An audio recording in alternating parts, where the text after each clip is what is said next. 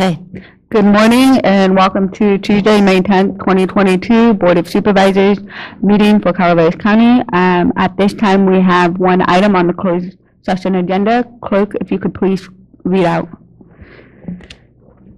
Item 1, pursuant to Government Code 54956.9D1, conference with legal counsel regarding existing litigation, County of Calaveras versus Discornia Ranches Limited Partnership et al., Calaveras County Superior Court Case number 20CB45113. Is there any public comment?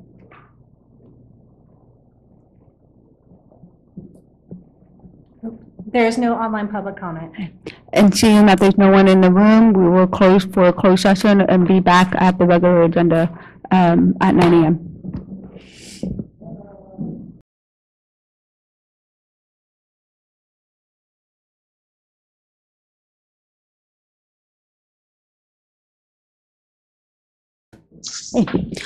Good morning and welcome back to the regular board meeting for May 10th, 2022. If you could please stand for the pledge.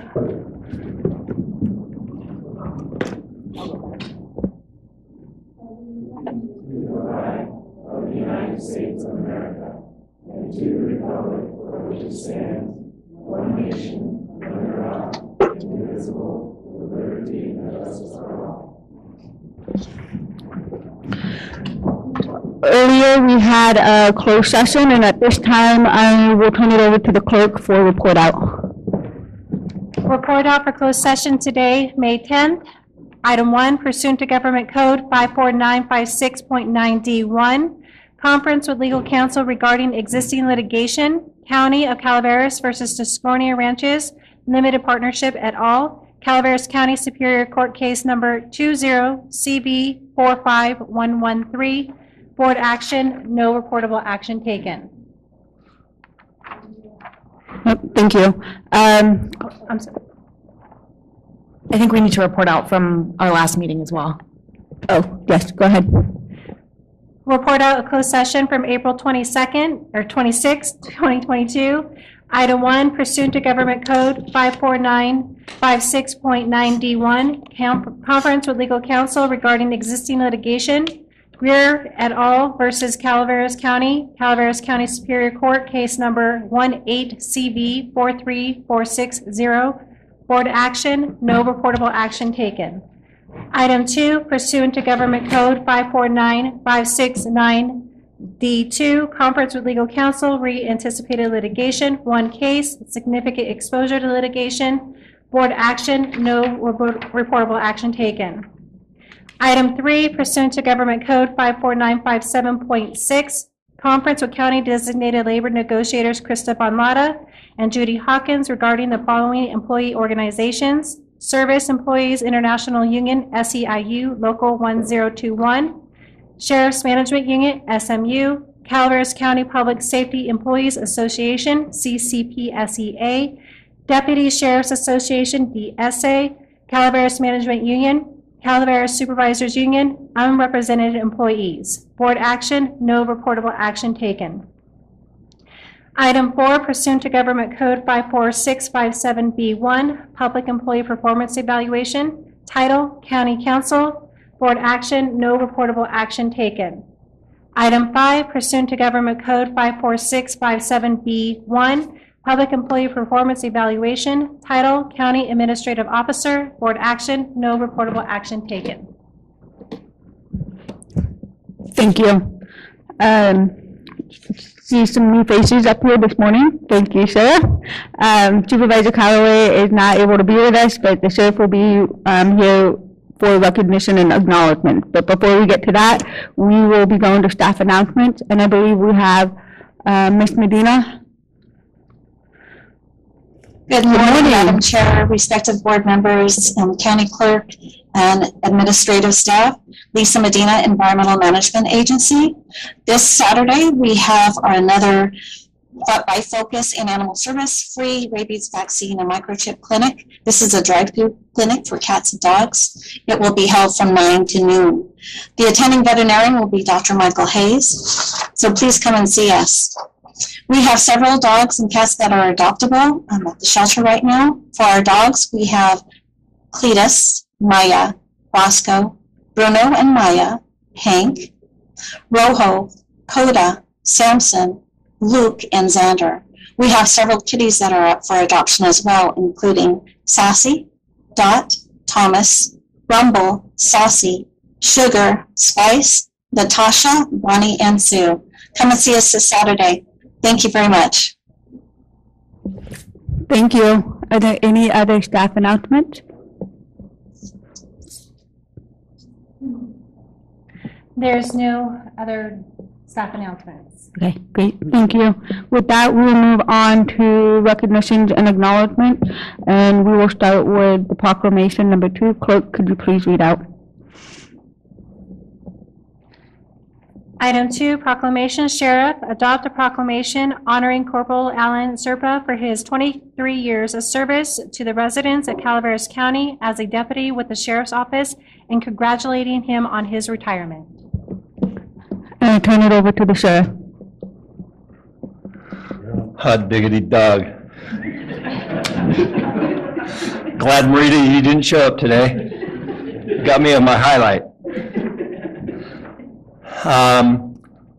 Mr. Alan Serpa, this is, I don't know how to do this, so if I'm out of line, let me know. I might add stuff too. Whereas Alan served our county in the United States Army as a military police officer and correctional counselor from 1995 to 1998.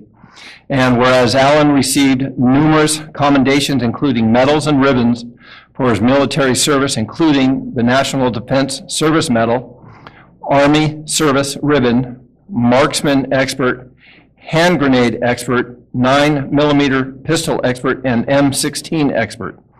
Whereas Alan began working for the Calaveras County Sheriff's Office on June 17, 1998, where he began his career as a correctional officer and later promoted to deputy sheriff and eventually corporal. Whereas Alan was responsible for training numerous new deputy sheriffs in Calaveras County as a field training officer. Whereas Alan worked a variety of assignments within the sheriff's office over the years, including on patrol at Lake Comanche, in the Calaveras Narcotics Enforcement Unit with the Special Enforcement Team, as a background investigator, and as the AB 109 probation liaison. Whereas Alan also served as a detective in the investigation division, where he successfully investigated and solved a variety of criminal cases along with me, his partner, the best partner he ever had. Whereas Alan was a valued member of the SWAT team, dive, rescue, and recovery team, and the bike team. Whereas Alan was responsible and known in the Sheriff's Office for capturing numerous dangerous wanted subjects over the course of his career. Alan really excelled in investigating and location of wanted suspects, many whom were armed and dangerous, who were difficult to locate and arrest. Whereas Alan was well respected by suspects who committed crimes and engaged in criminal activity, as Alan was known as a street cop who always treated people with respect and fairness. And I got to say, he absolutely did. He got a lot of people that he turned over to me through my career that had nothing but good things to say about Alan. So that's something that he should be very proud of. Whereas Alan also received numerous awards while at the Sheriff's Office, including but not limited to 3 campaign ribbons, 1 unit citation, and a Medal of Merit for recovering stolen property from the Sheriff's Office, as well as the Attorney General's Certificate of Commendation for Acts of Bravery. I will turn it over to Mr. Toffanelli. Thank you, Sheriff. I think at this time we'll ask Alan or Jim, either one of you have anything you want to say? Or first, I'd like to thank everybody for being here, for you guys having me here, the administration, my wife, the district attorney, who you need to get a new building for. And obviously everybody that I work with, they supported me and had to put up with me. So I'd like to thank them. And maybe in 2026 you'll see me back, I don't know. Just kidding.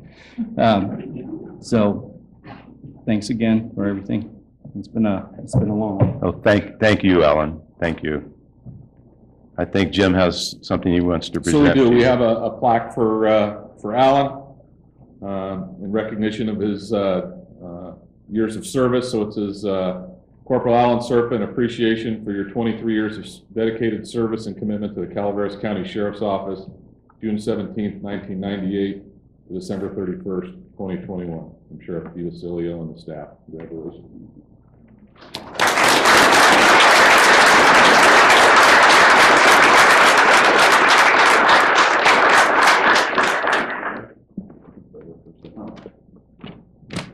A couple quick words about Alan. Want to thank him for his dedicated service to the Sheriff's Office. As mentioned, Alan was a very dedicated, very active deputy sheriff. When he was working, he really enjoyed helping others, and he excelled at tracking down wanted suspects, as noted in the resolution. He was one of the more proactive deputies we've ever had. He was an excellent training officer in that regard.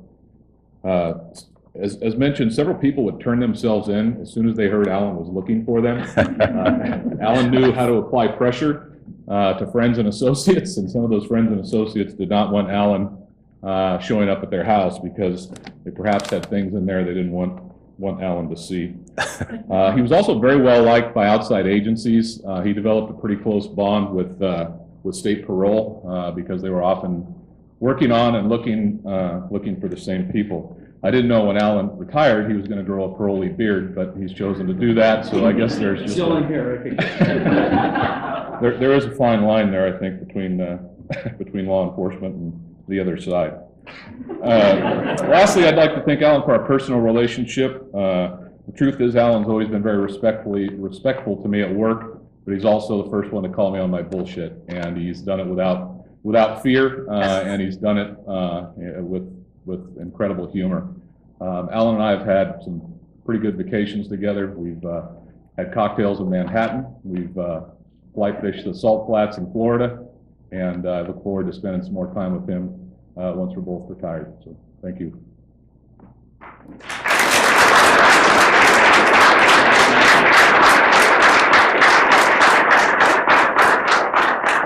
Don't run away, Alan. We're going to get you up here. Have a seat right there in the front. I got to tell a sheriff's deputy what to do. Is there any public comments at this time?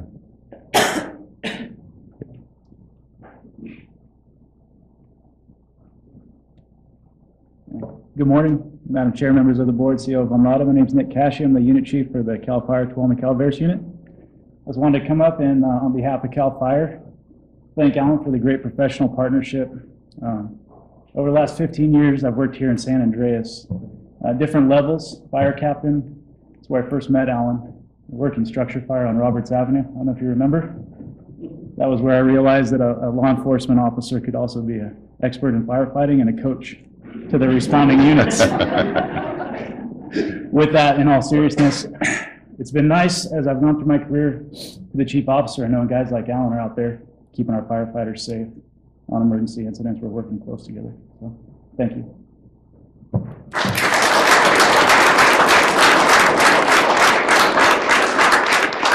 Any other public comment? Barbara, you want to say anything?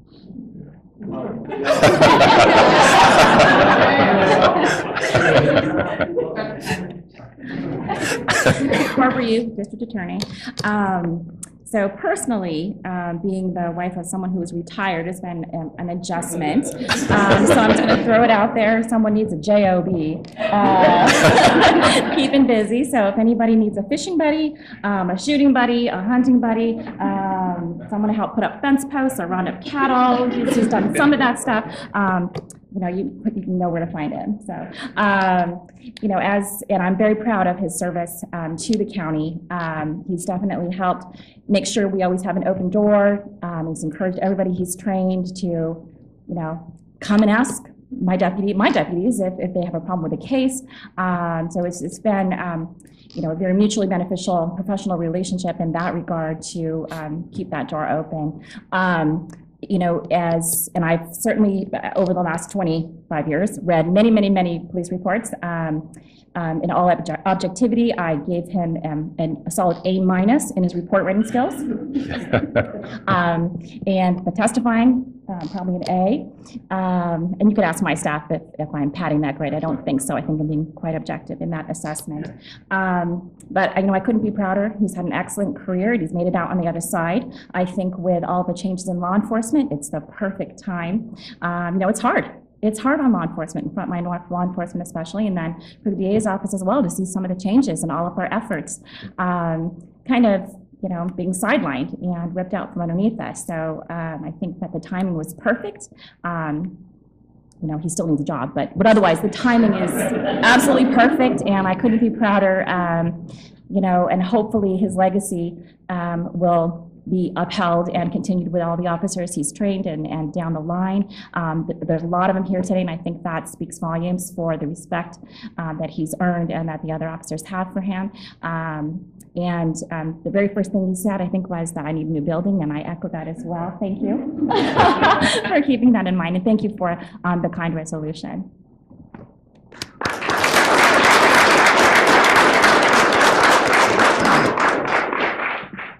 Any other public comments? Anyone else?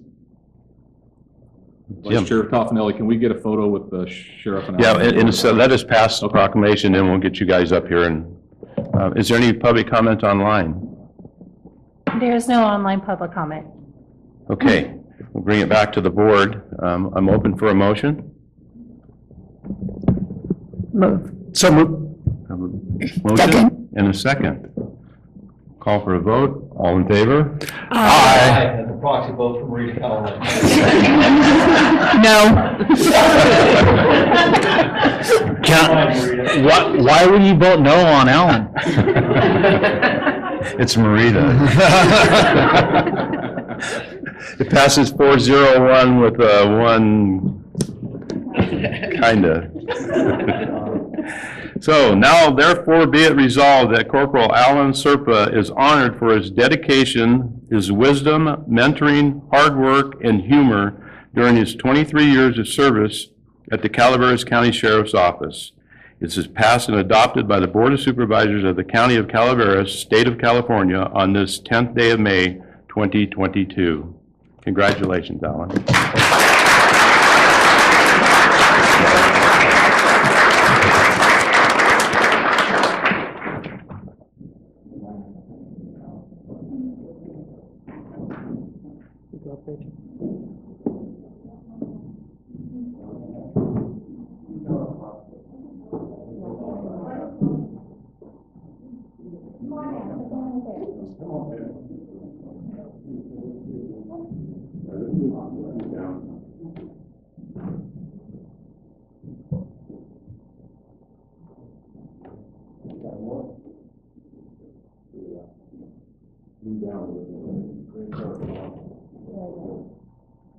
Keep going. Keep going.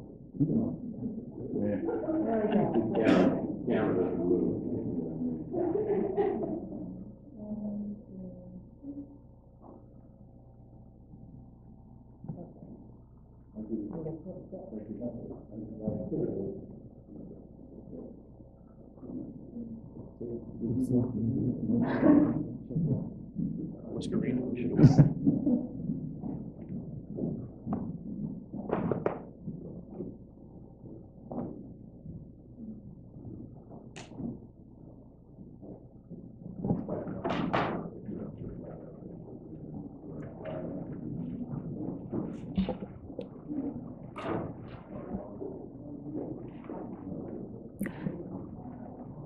Those.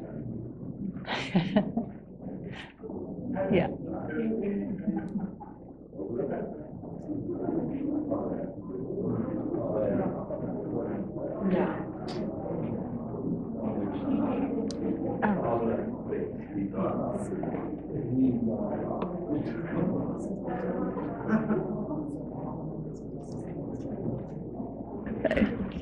Okay. Thank you, everyone, for your patience. Thank you, Sheriff, for joining us this morning. Next, we will move on to item number 3, proclamation. If the clerk could read out. Item 3, Proclamation, Health and Human Services Agency. Adopt a proclamation declaring May 2022 is Calfresh Awareness Month in Calaveras County. And I believe Ms. Carter. Hi, good morning. Good morning, Madam Chair, Board, CAO. I'm Robin Carter, Health and Human Services Program Manager. A little something here I want to read. Calfresh Awareness Month started in May of 2011 and is the official month dedicated to increasing public awareness of Calfresh. The state, counties, and community-based organizations are committed to bringing awareness and assisting clients with Calfresh applications.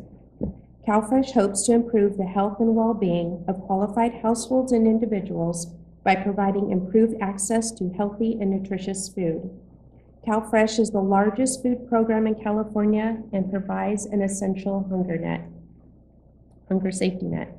Calfresh benefits can help buy nutritious food for a better diet and stretch food budgets. Participants of the Calfresh program can purchase food at grocery stores and farmers markets that accept EBT cards. Our Calfresh staff at HHSA have participated in outreach to help bring awareness of Calfresh and assist with taking Calfresh applications at Columbia College and Veterans Freedom Day. There are many places where individuals can apply for Calfresh. 509 East St. Charles Street, our main building. We also have a 24/7 display cabinet out front that anybody can come and grab an application. There's envelope pins out there for people to apply. We have a drop box out front. There are our 3 outstations in Copperopolis. It's open on Tuesdays 12 to 4. The Arnold outstation, that's open Tuesdays 9 to 3. And our West Point outstation, that's open Thursdays 9 to 3.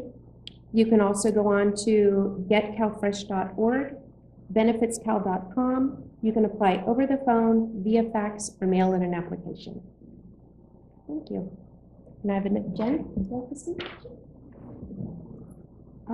I feel honored not only to work and live in this county, but also to serve the citizens and all of our residents of this county. You'll see in the proclamation, we're feeding approximately 24,000 residents a month with Calfresh. Yes, it's a supplemental program, but it may mean the difference between people eating or not at the end of the month for families. So it's an important thing. It's great that so many of our staff that work at HHSA actually serve the community they live in, and they take a lot of pride in that. We're not only accessing benefits for our neighbors, our friends, our families, but we're serving the community we live in, which is huge. So, thank you. Thank you. Okay. Whereas this is a resolution declaring May 2022 as Calfresh Awareness Month in Calaveras County and urging all community members to support the effort to increase awareness of and participate in the Calfresh program. And whereas food insecurity in Calaveras County has risen to historic proportions during the pandemic, and Calfresh has played a critical role in filling the gap and keeping food on the tables of community members in Calaveras County. Whereas the number of individuals served by the program has surged during the expansion of Calfresh for Social Security income recipients, followed by the surge in application through the COVID pandemic. In 2018, Calaveras County had 2,595 active Calfresh households in comparison to current 3,034 active Calfresh households that serve 28,417 individuals.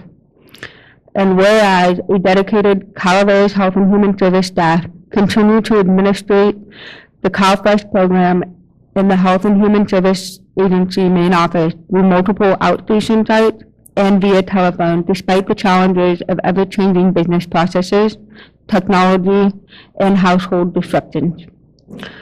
Whereas Calaveras Health and Human Services remains open to serve our community members whom are without access to phone and or internet but in need of essential services. And whereas the Calaveras Health and Human Service Outpatient serve as an office in the heart of more isolated or underserved community areas by bringing services to the communities of West Point, Arnold, and Copperopolis. And whereas active Calfresh households during the declared public health emergency have received the additional Calfresh benefits of emergency allotment supplement, increasing food security and providing income to our local food businesses. And whereas Calaveras has expanded the ways that applicants can apply for benefits, making it easier for those who are homebound or avoid in-person contact with the public to apply. Through telephone sign waiver, individuals can apply for Calfresh on the phone or online without having to come to the office. Whereas during the public health emergency, the federal government has allowed states to waive the requirement that clients participate in an interview as part of the Calfresh application process. And whereas the federal government instituted a waiver during the pandemic, increasing access to Calfresh benefits for students to help the food insecurity that students face. And with that, is there any public comment? No. Is there any online?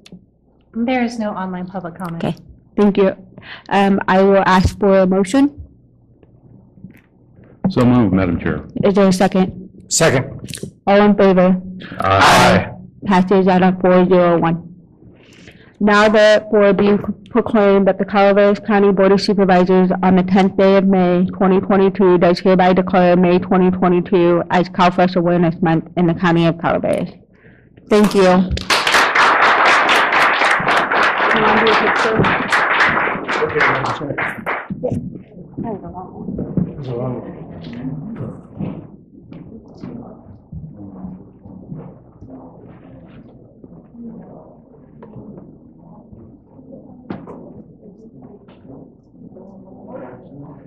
You want us all down there?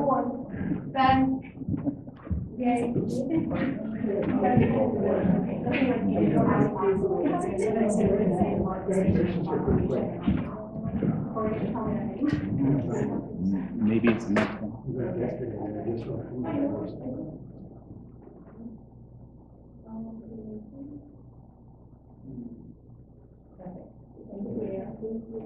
Thank you so much. Really appreciate all your comments.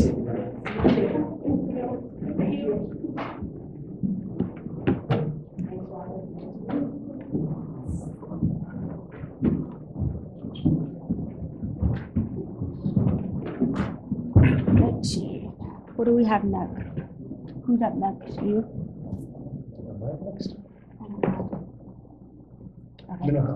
Okay. Okay.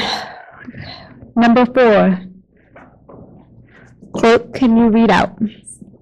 Item 4, Proclamation Behavioral Health Services Mental Health Program. Adopt a proclamation recognizing May as Mental Health Awareness Month in Calaveras County. Wendy. Thank you. Good morning. Good morning. Today I'm here for Mental Health Awareness Month. While the world has made great strides in reducing the stigma around mental health, it still exists. Most people are embarrassed or scared to reach out for help or don't know where to start. Today I ask that you be the one. Be the one to walk with them for help. Be the one to sit with them to make a call. Let's keep rising up. Let's keep deciding to really care about the person. Let's be a friend to others that we need. Let's be the village. I'm also here today to recognize the employees who work for behavioral health. No one grows up with the dream of being a mental health worker or in kindergarten says, I want to work in mental health. Most of us have landed in this field because of the experiences we bring. These individuals show up day after day and often don't have time for themselves. Often these individuals are never actually off work because when someone knows you're in the field, you often get the question or asked for to show up for help. The ones that are here have dedicated their time and their efforts to support our community at any hour, any time of the day, and we thank you for your time. Thank you guys. A lot of them are here with us today. And today we also have a speaker, David Woods Bartley, who is online to share a brief presentation.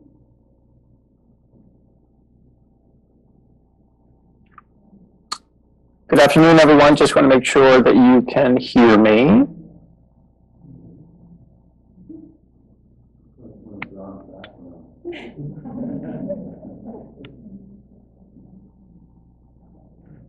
That's right. Wendy, can you hear me now? I can hear you.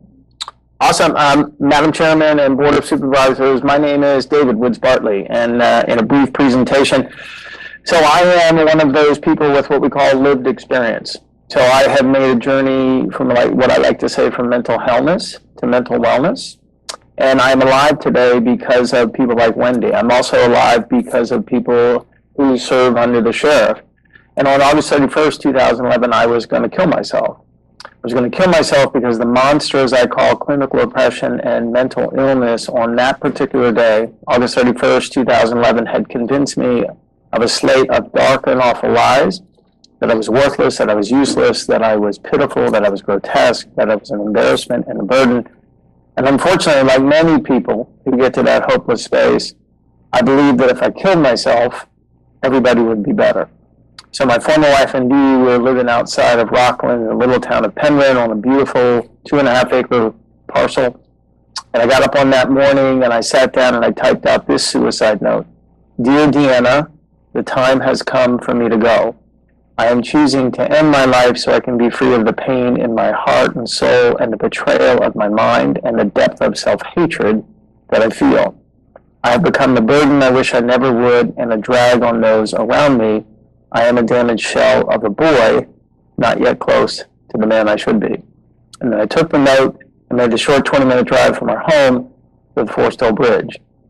And as I was perched there for, even to this day, a known period of time, a sheriff's deputy from Placer County approached me from the left-hand side and did an essential thing. And this is really my takeaway.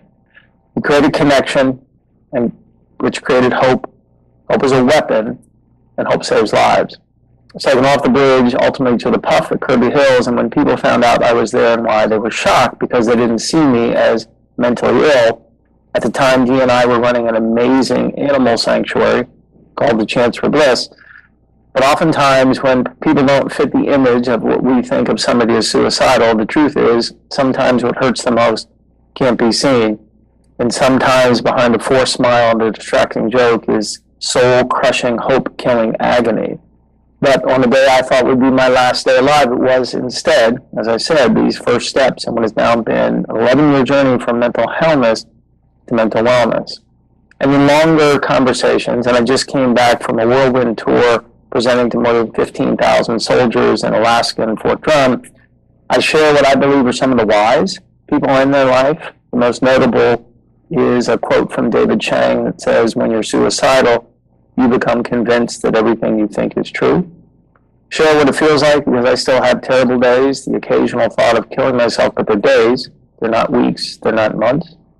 And share what was the cause. I didn't just wake up one day and have this, and for me it was the inheritance of genetics, the trauma of losing my father at 7, and the nightmarish experience of being raped and sodomized by a Boy Scout leader.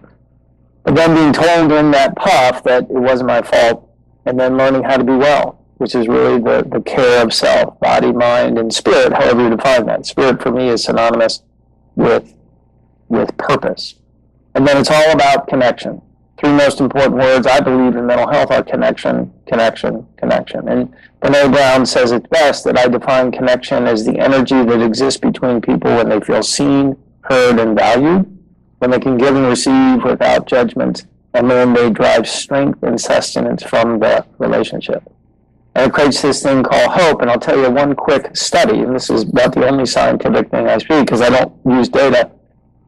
There was a guy back in the 50s that wanted to truly measure hope, and so he took a rat, and rats are known as really good swimmers, put him in a container of water and timed how long could the rat swim before he got to that place of down where there was no more hope, and it was right about 15 minutes. Researcher then took the rat out of the water, dried him off, put him on solid surface, and put him back in the water. How long could the rat swim the second time? 15 minutes the first time, the experience of connection, having the experience of hope. The rat on the second time could swim for 2.5 days, 60 hours, 15 minutes to 60 hours. And you can look it up. It's called the Hope Experiment. I didn't believe it. So if you think about it, the rat has this clear thinking. I was rescued the first time. Why wouldn't I be rescued the second? I am alive today because of one of your own. I'm alive today because of an extraordinary psychiatrist. I'm alive today because of a therapist and medication and self-care. I've been swimming for 11 years.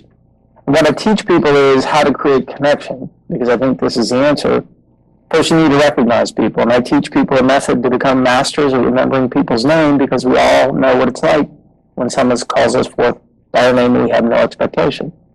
I teach people that the most direct path we can take to overcoming our fear of mental illness is to leverage the power of curiosity to create understanding. And the first responder, after establishing contact and safety, said to me, David, what does it feel like to be depressed? And he said, David, how long have you lived with this circumstance? And the most audacious question, the same questions that I teach the thousands of officers in CIT training was, David, what do you want? What is it like on your worst days? And it's a counterintuitive question, but we have to ask the difficult questions, because the questions that we don't ask lead to tragedy. And then we listen. People need to be given the opportunity to hear it out loud, and once we do that, we can pivot. David, what's it like on your best days? What's it like when you experience hope? And then what do you like? What would you want the rest of your life to be like? And then I can look up from that place on that dark spot on the tall, tall bridge, and the exclamation point, the cherry on the top of that Sunday of an extraordinary experience, as we walked off, middle-aged man to middle-aged man, was, thank you for telling me how you feel. And then we have expression. We all need expression of significance at this point, especially now. And my brother, who is a retired two-star general, is the master of the handwritten note. And I believe we all know that what happens when we receive a handwritten note. And one example for me was a young woman who's like a daughter to me, who just knew something wasn't quite right. And she said, David, I love you so much more than I could possibly ever show you. I truly can't imagine our family without you. I lately have felt sad because I don't know what to do. I don't understand depression. I don't feel like anyone really does. I have been researching to try and figure out what I can do to help. However, I haven't really found anything. So I thought I would just reach out and remind you that even though your depression may cause you to feel that you are unworthy, that is the farthest thing from the truth. And all the times I've read this note, I realize that it's the perfect note because it offers me support, not advice. And the last 7 words of this note, probably the best, most sacred words I'll ever hear, was when Natalie told me, depression can't have you because you're ours. We can do simple things. We can leverage recognition, understanding, and expression to create hope. I'll end with a quote from Dr. Drew Ramsey, who's an esteemed psychiatrist, and this is applicable to everybody in the room, truly everybody worldwide, and these are the doctor's words. But someone you see today is thinking about killing themselves. Your smile, your question, your love could save them. Trust me, they told me it did. I'm an enormous fan of Calaveras County. I think that your county, quite frankly, is on the leading edge of defeating the monster of suicide. It is such an incredible honor to be in your presence today, to work in partnership with Wendy and behavioral health. I am in your debt and will do everything I can to assist the citizens of your county in any way that I can. Thank you so much for the honor of being here today. Thank you, David. Before I leave, I just want to also thank our law enforcement who are there to help us. It is National Law Enforcement Week, and without them, some of the places that we have to go, we would be going by ourselves. So thank you guys as well. Thank you. At this time, I turn it over to Supervisor Stopper. Thank you, Wendy, and thank you for sharing your story. It's appreciated. We appreciate you. Whereas mental health challenges are one of the most common health conditions in California, affecting 1 out of 6 adults and impacting both the person experiencing mental health challenges and those persons who care about and love the person facing the challenge. And whereas access to support and ending stigma surrounding mental health challenges are of paramount importance, and whereas a community where everyone feels comfortable reaching out for the support they deserve is crucial to ending the stigma around mental health, and whereas The Calaveras County Health and Human Services Agency Behavioral Health Program works with several different partners and entities throughout the county to provide tools and resources for prevention, awareness, and to help break the stigma of suicide. You know, just my experience, we all have different hurdles we got to cross. Some people deal with quite a bit more. I appreciate there's quite a few people all the way around. I see Megana, I see Danielle, I see all kinds of people in here, including all the sheriff's department that do work together. And it takes a community working as a whole to, you know, reach out to people and actually check on them, you know, at different levels when they're depressed this way. So I appreciate all the work you do. Is there any public comment?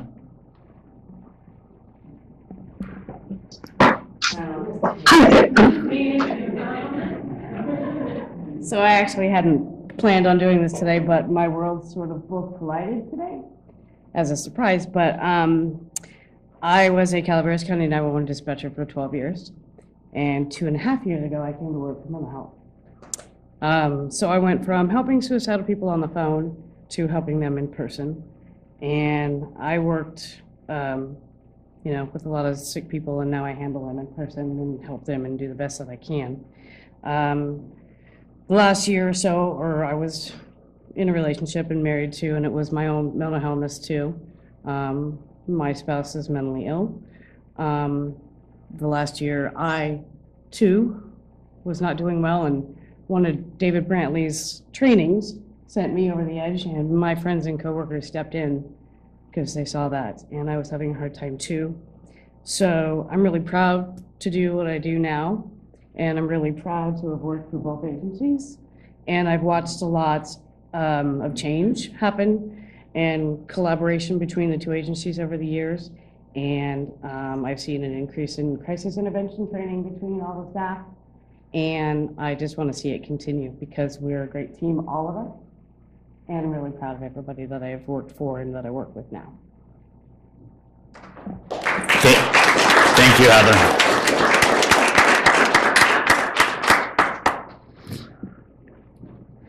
Sheriff DeBasilia, AKA Calway. There you go. I need to speak on this just because mental health that we have in this county, Corey Allen and Wendy and all of their staff are fantastic, is because of what they do. We're just there to support them, and we support them in any and every way we absolutely can. But the mental health in this county won an award, as you will remember, a few years ago because of the work that they're doing. So I've got to say that the thanks and the gratitude goes to our HHS department because of the work that they have done and the work that they'll continue to do. They do a fantastic job. They've allowed one of their own to actually be in our jail to help people that are in the jail, to help them for their transition to get back out of the jail. So they've just done phenomenal work, and I've got nothing but praise for those folks. They talk about their support that we give them. We only give them support because they support us, not only on the public side, but in the jail and with my staff. As you know, we go through a lot of stuff, and their staff is more than willing to help our staff. So that's huge. So big recognition to the people of Corey Allen's house. So thank you very much. Thank you, Sheriff. Further public comment? I think Corey. Good morning, Chair Fullendorf, members of the board, and of course our community. I really wish I could have been in person today, but it was just so important for me to be able to say how much I appreciate David and Wendy, your presentation today. I know that breaking the stigma of mental illness and mental healthness is absolutely critical right now. We are coming through an unprecedented time over the past 2 years, and people are experiencing challenges and difficulties exactly as you've just talked about. So I just wanted to say, you know, I lost someone to suicide a few weeks ago, Todd Brown in Tuolumne County, who worked with our emergency medical system for a very long time. And just knowing that these experiences do and will happen, but we are part of the connection that David so eloquently just spoke about. And it's an effort that is worthwhile. You will note, members of our board, that we have a clinician who's a supervising clinician named Monique Gonzalez. She's filling a position where there are 2 vacant positions. So she's doing the job of 3 people to manage the influx of these kinds of matters. And if while you were listening to David talk today, you probably wanted to tap out, probably about 3 different times in his brief presentation, because it is so overwhelming. We have 3 or 4 vacancies in clinicians in behavioral health right now. So it's crucial that we continue to build in this side of our programming, the partnerships that were just talked about with law enforcement, the partnerships within Health and Human Services Agency with Jack Roberson's Adult Services team and Public Guardian team to support and build that partnership is absolutely critical. So I'm just here to say how much I appreciate the work being done. I appreciate those of us with lived experience who continue to come and tackle this very important issue. So thank you. Thank you, Ms. Allen. Any further public comment in the room? No online public comment. Thank you. I'll bring it back to the board and entertain a motion. Move. Thank you. A motion by Chair Madam Fullendorf. Second. A second by Supervisor Toffanelli. All those in favor? Aye. Passes on a 4-0-1 vote of the board. Now therefore, excuse me. Now therefore be it proclaimed, the County of Calaveras Board of Supervisors proclaims the month of May 2022 as Mental Health Awareness Month in the County of Calaveras and recommits our community to increasing awareness and understanding of mental illnesses, reducing stigma and discrimination, and promoting appropriate and accessible services for all people with mental illnesses. Thank you very much.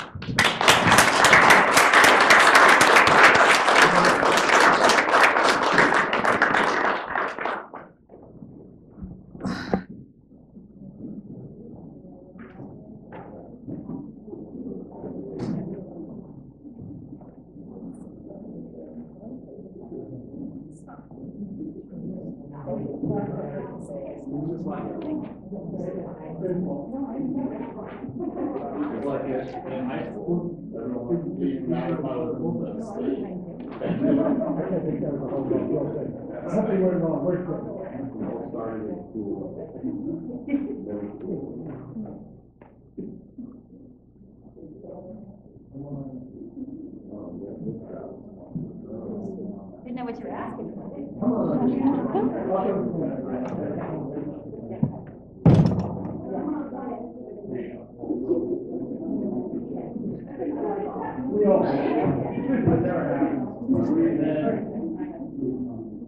Ready? 1, 2, 3. Good. Thank you.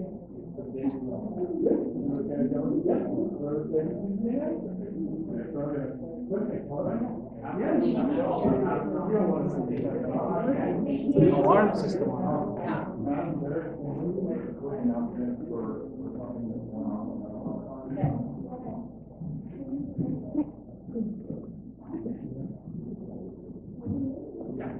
Wendy, go ahead. Yes, I just wanted to invite you all to attend tomorrow. We're having a mental health presentation day for our employees, and you guys are all welcome to join. We have Greg Bell, who's coming to speak for us, so please attend if you're available at the town hall tomorrow starting at 8:30.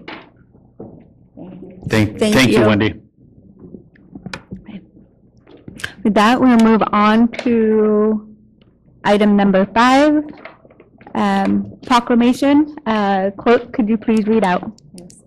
Proclamation, Health and Human Services Agency, adopt a proclamation declaring May 2022 is Military Appreciation Month in Calaveras County. And at this time, I'll turn it over to Supervisor Garamendi. Thank you very much. And And I do see a few former soldiers and sailors, airmen out there. So it's my pleasure to proclaim, to read this proclamation declaring May 2022 as Military Appreciation Month in Calaveras County. Whereas in 1999, the United States Congress officially designated May as National Military Appreciation Month to remind Americans to pay tribute to those who have sacrificed their lives in defense of freedom. And whereas over 2 million active duty National Guard and Reserve personnel stand ready to defend our country at a moment's notice. And whereas millions of families and friends proudly sacrifice the presence of their loved ones to do the honorable work of our nation's armed forces. And whereas this month has several days of observance regarding the U.S. military, including Loyalty Day, Victory in Europe Day, Military Spouse Appreciation Day, Armed Forces Day, and Memorial Day. And whereas on federal holidays in Calaveras County, its communities, our communities, place flags along the main roadside and memorials to honor its military service members and veterans. Is there any public comment on this item? Good morning, Madam Chair, Honorable Board. I'm Brian Gleasia, Calaveras County Veteran Service Officer, and I'd like to talk about one of the days that that is part of this month where we celebrate National Military Appreciation. And as the proclamation states, National Military Spouse Appreciation Day is one of those days. President Ronald Reagan first recognized this important day in 1984, the Friday before Mother's Day. And this year we celebrated it this past Friday, May 6th. While our active duty servicemen and women are working each day to protect our freedoms, it's their spouses who are working and sacrificing each day to build, maintain, and protect their families and homes. As we all know, there are times when our service members are deployed for months at a time.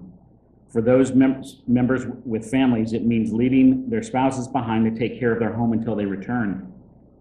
Many of these spouses are stationed with their service members in parts of the country that are far from where they came from, a fact that makes it even more difficult to maintain a home when they don't have other family nearby to help.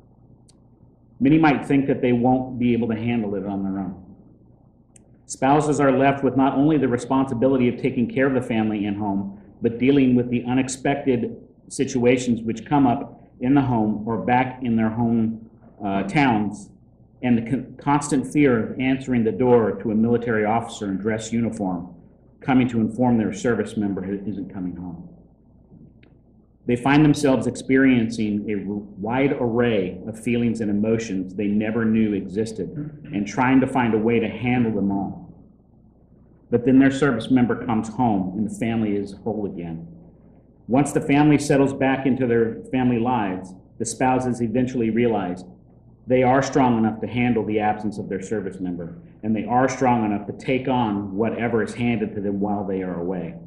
And while their service member is the one who volunteered to serve in our armed forces, the spouses get the satisfaction of knowing they too have honorably served their country. This is why we take the time to celebrate the military spouse. Please join me this month in giving honor and respect to these brave souls. Thank you.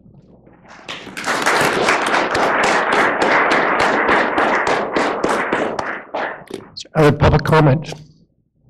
Bring it back to the board. Any comments from the board? I would like to recognize, we have a great tradition of service in this county. A lot of our young men and women sign up, and a lot of them come back. I know there's a couple in this crowd.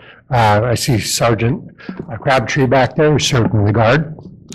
Are there other members of the former military members in the audience? Captain Ballard? Our Director of Public Works, Mr. Packinger. Very good. Proud of all of this. I'm proud of our county. So, is there a motion to accept this resolution? So moved, Mr. Garamendi. Thank you. A motion by Supervisor Stopper. Second. I will second. Second by Supervisor Toffenelli. All in favor? Aye. Opposed? Passes 4-0-1. Therefore be it proclaimed that the Calaveras County Board of Supervisors proclaims the month of May 2022 as Military Appreciation Month in the County of Calaveras, and encourages its residents to show their gratitude by the appropriate display of an American flag during this time. Thank you very much.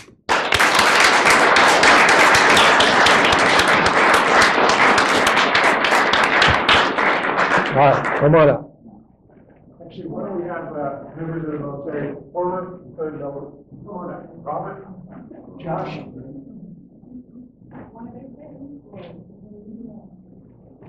Yeah, Valid.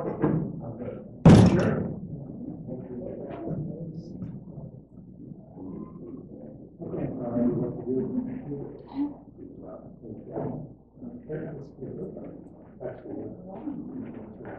All right, everybody looks like we're friends.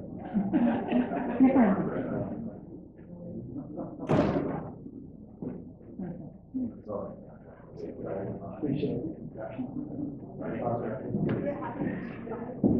Hey.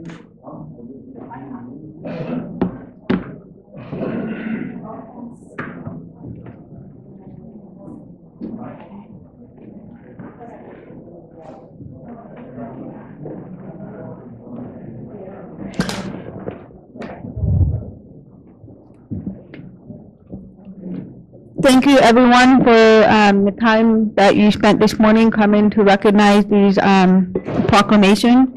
At this time, I'm going to move on to general public comment. This is any item of interest to the public that is within the subject matter jurisdiction of the board and is not posted on the consent or regular agenda. It may be addressed during the public comment period. California law prohibits the board from taking any action on any matter which is not posted on the agenda unless it's determined to be an emergency by the Board of Supervisors. At this time, is there any, I'm going to start with online to allow the clerk to check. Is there any online public comment? There's no online public comment. Okay, at this time, I'll move it to the room. Is there any public comment? Please be mindful of the time on the podium. Thank you.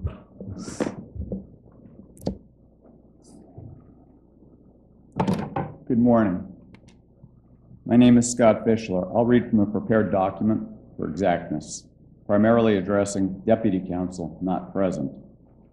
The County of Calaveras has repeatedly failed since March 4th to take necessary corrective action against Moaning Caverns Adventure Park for intentional and persistent negligence, operating its terminally deteriorated 100-year-old, 100-foot-tall spiral staircase. The County of Calaveras, directed by Deputy Counsel's destructive efforts, is consciously engaged in willful ignorance, willful blindness, willful negligence, willful insufficient activity, willful denial of foreseeability, and willful nonfeasance. Moaning Caverns employees and guests continue to be placed at extraordinary, unmanaged risk of tragic, unavoidable death by dismemberment and decapitation, without having been afforded disclosure of and specific consent to the actual risk of life due to a sudden catastrophic uncontrolled collapse of the staircase. On March 4th, I filed a code compliance complaint with the county against Moaning Caverns due to their persistent gross negligence and criminally callous disregard for human life and safety. On May 6th, I received a tranche of documentation from the county in response to a Public Records Act request, disturbingly revealing that Deputy Counsel initiated and intentionally conflated and mischaracterized two brief written statements of mine into an implied threat to the personal safety of local management. There's no mistaking the antagonizing intent of Deputy Counsel, acting punitively and falsely on behalf of the county against me in my role as a dutiful citizen complainant. Deputy Counsel intentionally and maliciously is provoking and promoting a false narrative and intimidating climate of fearfulness for the personal safety of Moaning Caverns management, prompting their engagement with the Sheriff's Department. Moaning Caverns management has very good reason for concern of loss of their liberty and loss of their free movement in society, but certainly no reason to be fearful of their personal safety for me, Deputy Counsel. Moaning Caverns management has very good reason for concern, as I said this. Your Deputy Counsel, your behavior has earned you a well-deserved rebuke. A formal complaint filed against you at the State Bar of California now. Deputy Counsel is now considered a facilitator, actively aiding and abetting Moaning Caverns activities, including tens of thousands of instances of federal wire fraud, deceptively promising on its home webpage a commitment to ensuring a safe vacation environment, yet having absolutely no intention of providing or ensuring that, with Deputy Counsel now consciously engaging and willfully facilitating the perpetuation of federal wire fraud and consumer deception. I conclude. Good day. Thank you. Thank you. At this time, is there any other public comment? Okay. Seeing none, we'll move on to the consent agenda. Consent agenda items are expected to be routine and non-controversial, and they will be acted upon by the board at one time without discussion. Is there any board member that wishes to pull a consent agenda item? Seeing none, is there any public comment? Any staff? Okay, with that, is there a motion to approve the consent agenda? I'll move this item, Madam Chair. There's a motion, is there a second? Second. All in favor? Aye. Any opposed? No. 401, thank you. Okay. Now we'll move on to the regular agenda.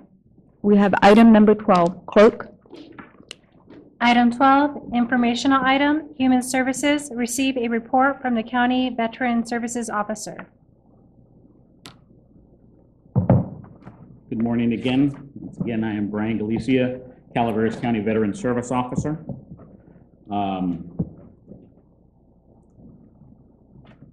Thank you, Stacy. I am wanting at this point to begin coming before you at least twice a year to submit statistics on how our office is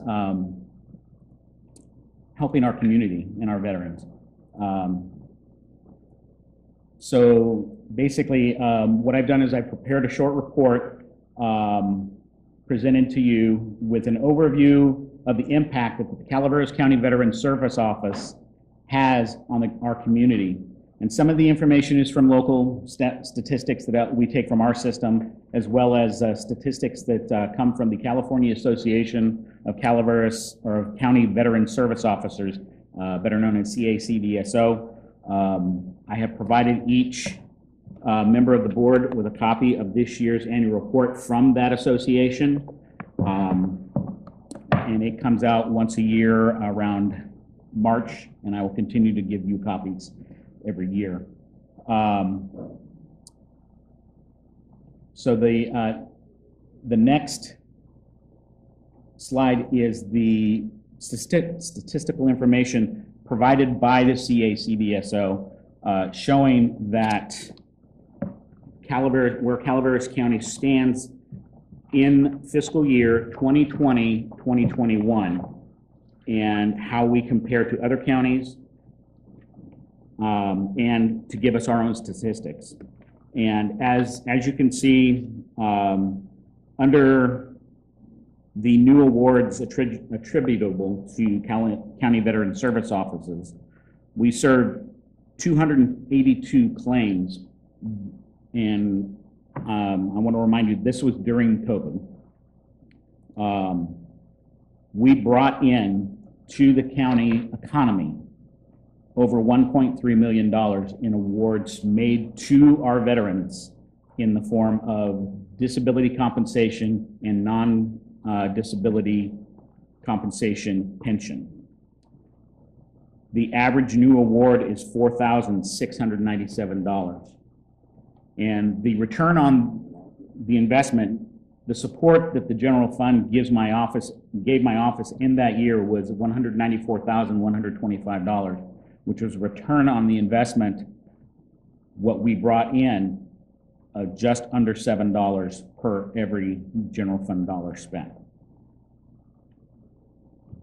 The next slide is just some local statistics. This is started from January 1st of this year through March 31st of this year, so our first quarter. You can see we have had quite a few in-person contacts, telephone contacts. In the awards, we have total retroactive awards just for this 3 months of over $46,000, with new monthly awards totaling $6,765.06. I'm sorry, my glasses aren't good enough to see the screen. But that new monthly award is continuing lifetime amounts that will continue to come to these veterans who will help support the economy in this county. Some of the other statistics I've listed are have to do with dependents, the college fee waiver program. Since July of 1st of 2021, we've done 13, which that totaled over $83,000 in college fee waivers for our veterans' children to go to college. And I'd like to end the report with a success story, one of two, which is printed in this year's CACDSO annual report. Calaveras County, going the extra mile secures benefits for a spouse of a deceased veteran. A chance encounter resulted in a deserving outcome for a surviving spouse of a decorated Vietnam veteran. The story began when a Veteran Service Representative, or VSR, in the Calaveras CDSO office received a phone call from a Vietnam veteran who had been wounded in the war and received a Purple Heart. The veteran informed the VSR that he was suffering from multiple illnesses. From his description, the VSR knew the illnesses were considered presumptive indications of exposure to Agent Orange. The VSR asked him to come to the office to sign a claim for the U.S. Department of Veterans Affairs. Time passed after the VSR filed the claim, but she did not hear anything from the veteran regarding the results of his claim. This was not unusual, however, because the VA takes several steps to process a claim. The veteran never contacted the VSR again. The next chapter in this story came sometime later when the surviving spouse of the local veteran contacted the CVSO with some hats for her deceased husband had collected. She wondered if we would like to give the hats to local veterans. Being unable to accept personal items, the CVSO staff suggested she take them to the local VFW or American Legion post, whereupon she thanked us and gave them her contact information. Walking back to her office, the VSR decided to look up the woman's name and address in our system and discovered that the widow's spouse was the veteran she'd helped the previous year. She looked up the veteran in the VA portal and database of documents sent to the VA and was able to view the death certificate. The veteran had passed away from an Agent Orange related illness a few months after he had seen the VSR. Of interest to the VSR was the lack of documents submitted for the surviving spouse. She reviewed all of the information and then called the spouse the next day, explained there were several benefits she was eligible for, and due to her husband dying from the Agent Orange related condition. The VSR worked with the spouse to submit all required documents to the VA, and the final chapter was written months later when the widow was awarded benefits for surviving spouses, along with burial benefits. The VA awarded benefits retroactively to the veteran's date of passing, and a surviving spouse received a $11,852 lump sum payment and will receive $1,357 a month for the rest of her life. Thank you.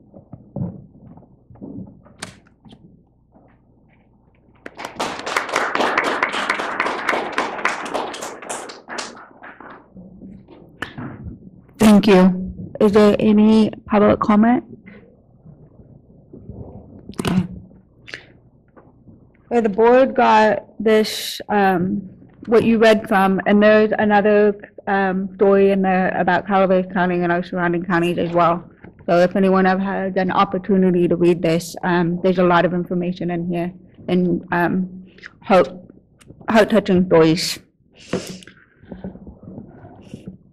Yes. Questions? Thank you, Madam Chair. Brian, I have a couple of questions, and I appreciate the update. I had a conversation with a colleague of mine who was my roommate in the Army and had suffered through a lot of tough stuff. and he's really working hard with counseling. So my question is, how are we doing in reaching out to more recent veterans, particularly those from Afghanistan and Iraq in our population? Because as he explained to me, it's been difficult to connect and bring them in. Right. Since I took over the office, we were in the middle of COVID when I came in, and our outreach efforts had to take kind of a back seat because of that. Last year, as you know, we were out at the fair, and we had a booth all 4 days, and we made 75 good contacts last year. And since then, we have restarted our medical outreach. We actually have one going on right as we speak down in Valley Springs for our veterans to come. They don't need to have been service connected. They can come see the doc. And we're also providing lunch for them. And we're doing that 5 times this year. We are going to be at the fair later this month, all 4 days again. We're hoping to get even more contacts. One of the biggest statements that was made to us last year was, we didn't even know you guys existed. And as an example, yesterday, one of the very first veterans I assisted when I first took over, his brother came in yesterday saying, my brother told me to come see you. Word of mouth is our best communication at this point. We actually have veterans coming in from other counties because they're not getting the assistance that they need from either the other county or the other agency that has represented them in the past. But we're doing so much outreach as we can. We just hired our new outreach coordinator. Today is his second day, and he's going to hit the ground running. And we're hoping to reach as many people as possible. I know we recently had Calaveras Community TV out to do, I think, a PSA portion.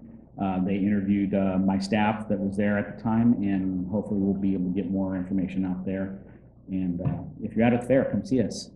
Thank you.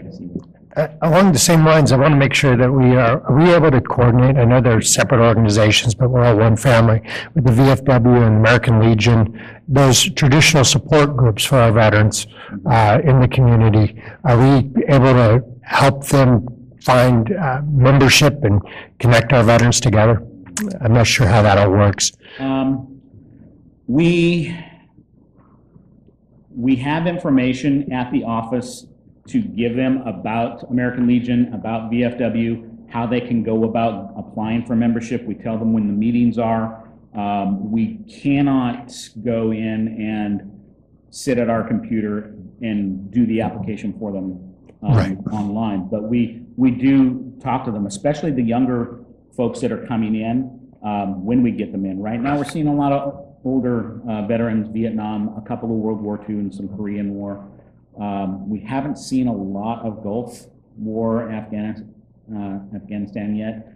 We are expecting them to come in droves when they do. But we are trying to encourage the younger guys and ladies to come and join these veterans fraternal organizations. Because I know some of them are struggling, and we do what we can to help, but we can't, as the office, do it for them, but we will send them in the right direction for sure. That's perfect. I just know that traditionally these groups have been a major part of our civic organizations in supporting veterans as well, veterans supporting veterans. So I appreciate that. I understand we have to keep firewall, but we are all one community. Absolutely. Thank you. Appreciate it, Brad. Are there any other questions by board? I don't have any questions, but Brian, I want to thank you and your staff down there for all the work that you do. You guys do a great job.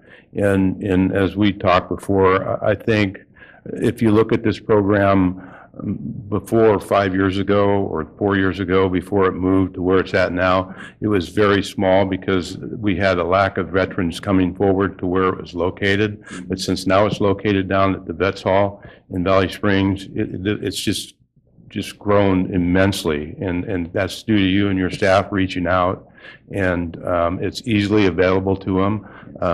And so I just want to thank you and your staff. Thank you. And, you know, part of the thanks for the expanding of the office is to my predecessor. She did a lot of good work to get everything going down there, and I thank her for all the work that she did as well. Thank you. Thank you. Any other comments? None? Okay. Thank you, Brian. And with that, we will move on to item number 13, informational item as well. Clerk. Item 13, informational item, OES, receive an update from the Office of Emergency Services, CAL FIRE, and the Sheriff's Office on 2022 wildfire preparedness activity throughout Calaveras County. Mr. Osborne.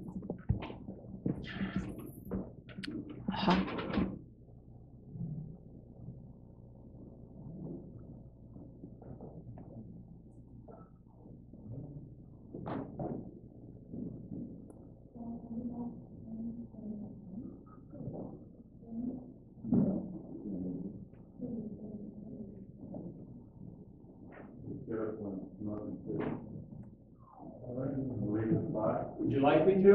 I'd be more than happy to. You're part of it. Well, thank you.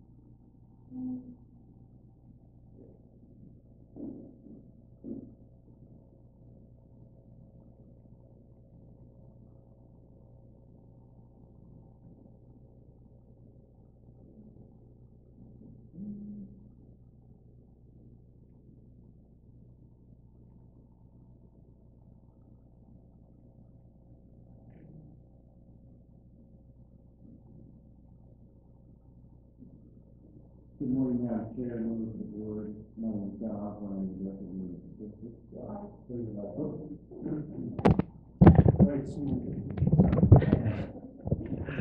Good morning, Madam Chair, members of the board, CAO Van Lotta. My name is John Osborne. I'm your Director of Emergency Services. To my left is my partner today, Unit Chief Nick Cashy and Sheriff Rick.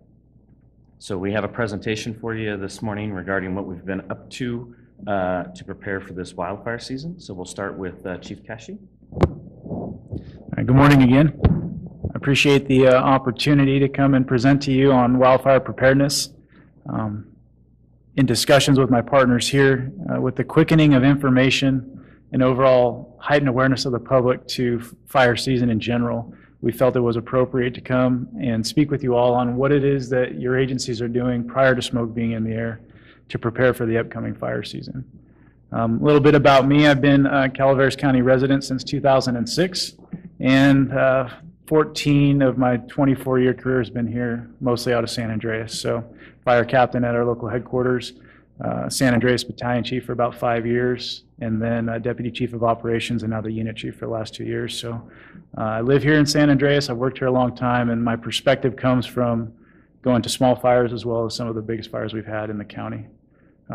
With that, as we're looking at our current conditions and going forward, for 2022, some of the things that we're looking at, primarily we pay attention to, is our overall precipitation values, as well as our fuel moistures that we have. And this allows for the early decision making of when we need to start ramping up for our staffing, as well as a heightened awareness to when we have a probability of actually getting fires.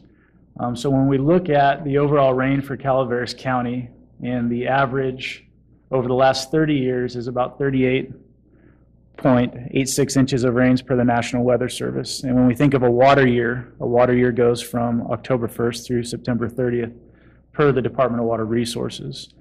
So comparatively, if we look back to 2021, at 14.57 inches of rain at our San Andreas headquarters rain gauge, this year we're at about 19.17, and that was prior to that last large storm we got, due to having the presentation available and submitted.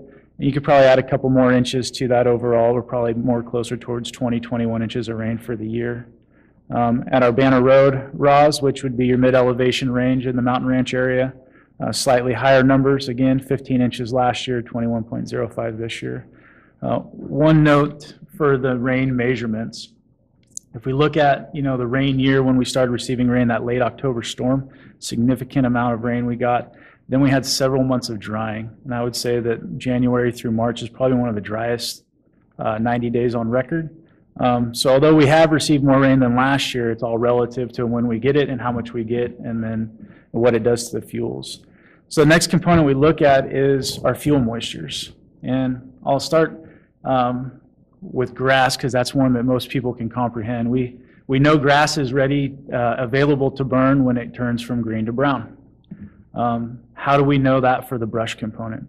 And that's where we get into our fuel moistures. And so we have fuel sampling sites in our Chemise and Manzanita that we go every month and we take that sample. It involves drying out the fuel and weighing it comparatively prior to the oven drying and then afterwards. And that expresses the total moisture of the fuel that it's contained at the time. We usually see a spike in the springtime where the brush is taking on the moisture, and the more moisture it has, the less available it is to burn.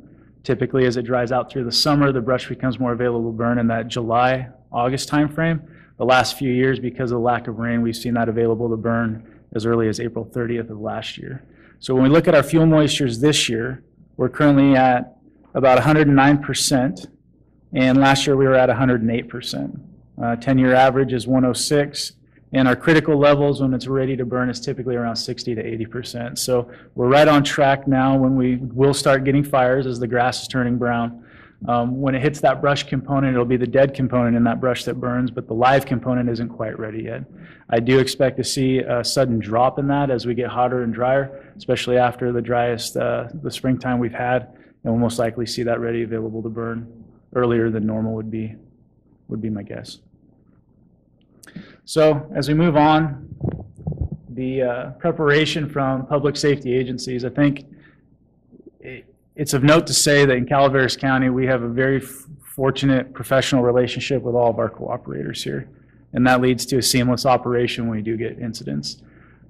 If you look at the amount of wildland fires we typically receive in the Tuolumne Calaveras unit, which covers all of Calaveras County, all of Tuolumne, and the eastern portions of San Joaquin and Stanislaus, we run about 250 to 300 vegetation fires on average per year, and condense that down to between May to November.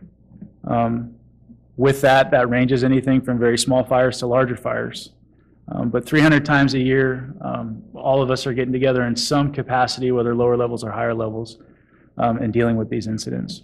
So the collaboration with Calaveras County Sheriff's Office, County OES, San Andreas Office, CHP, CAL FIRE, U.S. Forest Service, and local Calaveras County fire districts on evacuation pre-planning, wildfire threat, agency-specific capabilities and needs, and operations regarding wildfire response takes place every spring. This is a picture here of our meeting we had this year, and there was nothing greater to see than a packed room with people having to stand because we had such a large presence from all of our cooperators.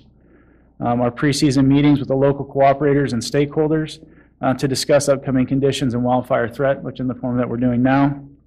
And then something new we have started last year going into this year is the CAL FIRE provided Techno-Silvo wildfire threat assessment and daily collaboration. And so what that is it's a program through contract that CAL FIRE has that takes the influences of wildland fire, whether it be fuels, topography, and weather, and creates a projected outlook for the week or day on what the potential conditions you could see and how the effects would be on a fire.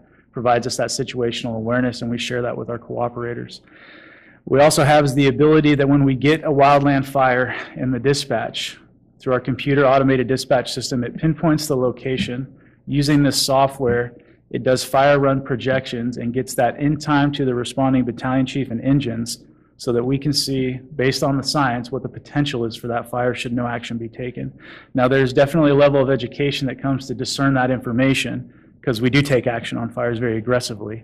But it gives us the understanding that on high winds, hot, dry days, is there an area of threat or a larger potential fire growth that we need to pay attention to that allows us to get ahead of the curve and engage with OES, engage with the sheriff, and provide the best service to the public. It's definitely a change we've seen with technology over the last few years. This is cutting edge for us in the support system for addressing wildland fires. So the other aspect that we work hard for when smoke's not in the air is our fuel reduction work and defensible space inspections. So from January of 2021 through April of this year, pulling the numbers, we currently have 21 CAL FIRE vegetation management projects and 6 grant-funded projects in Calaveras County.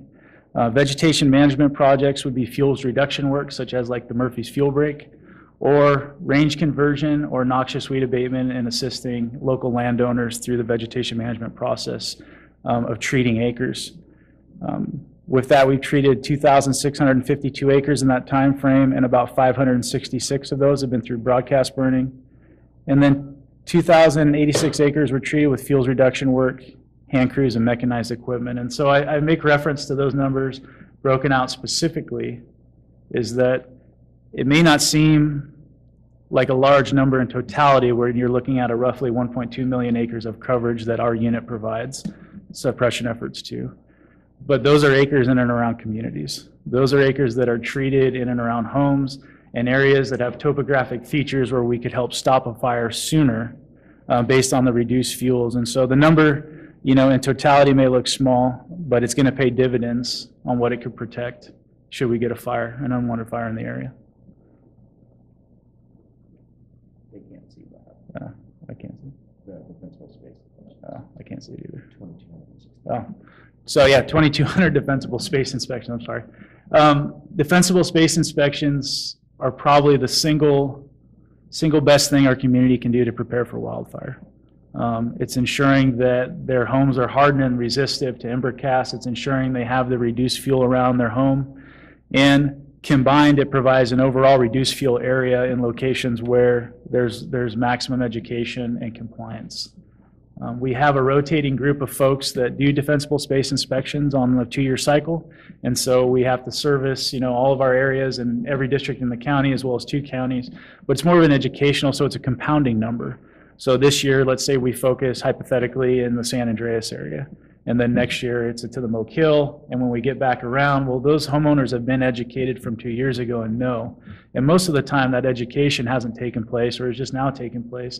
And it's advantageous for them to have compliance. So the enforcement side of defensible space is something that we do as well, but typically we have great compliance and the overall benefit for the community is there. So as we get into resources and response, for CAL FIRE, the duty chief and battalion chief coverage, we have 24/7, 365. So in Calaveras County, there's 2 battalion chiefs on duty every single day. They're broken into areas. One covers San Andreas, West Point, Valley Springs, Moke Hill. The other one covers basically the Highway 4 corridor to the county line. With that, we have 15 CAL FIRE stations between the 2 counties and 22 frontline fire engines with a minimum of 3 personnel on duty every day.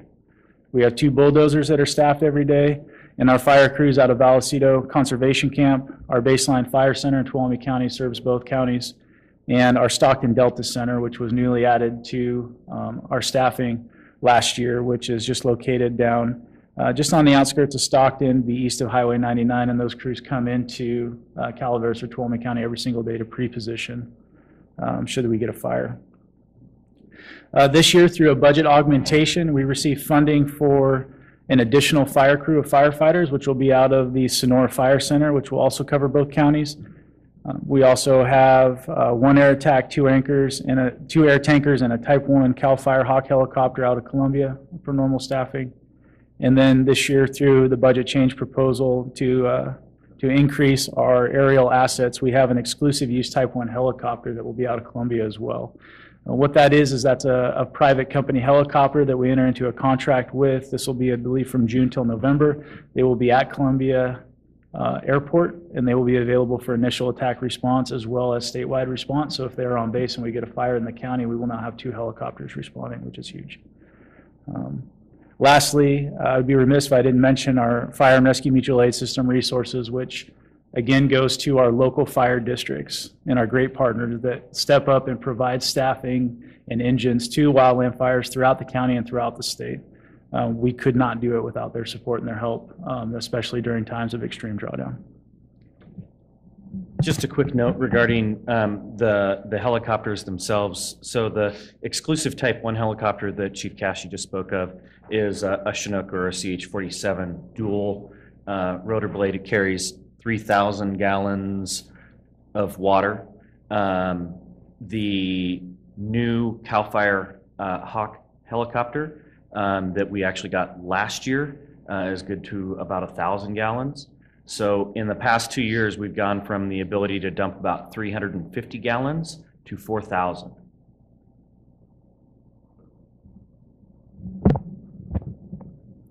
Prior to the CAL FIRE Hawk, or what's formerly known as the Black Hawk helicopter, we had the Super Hueys with the smaller bucket, as John was saying.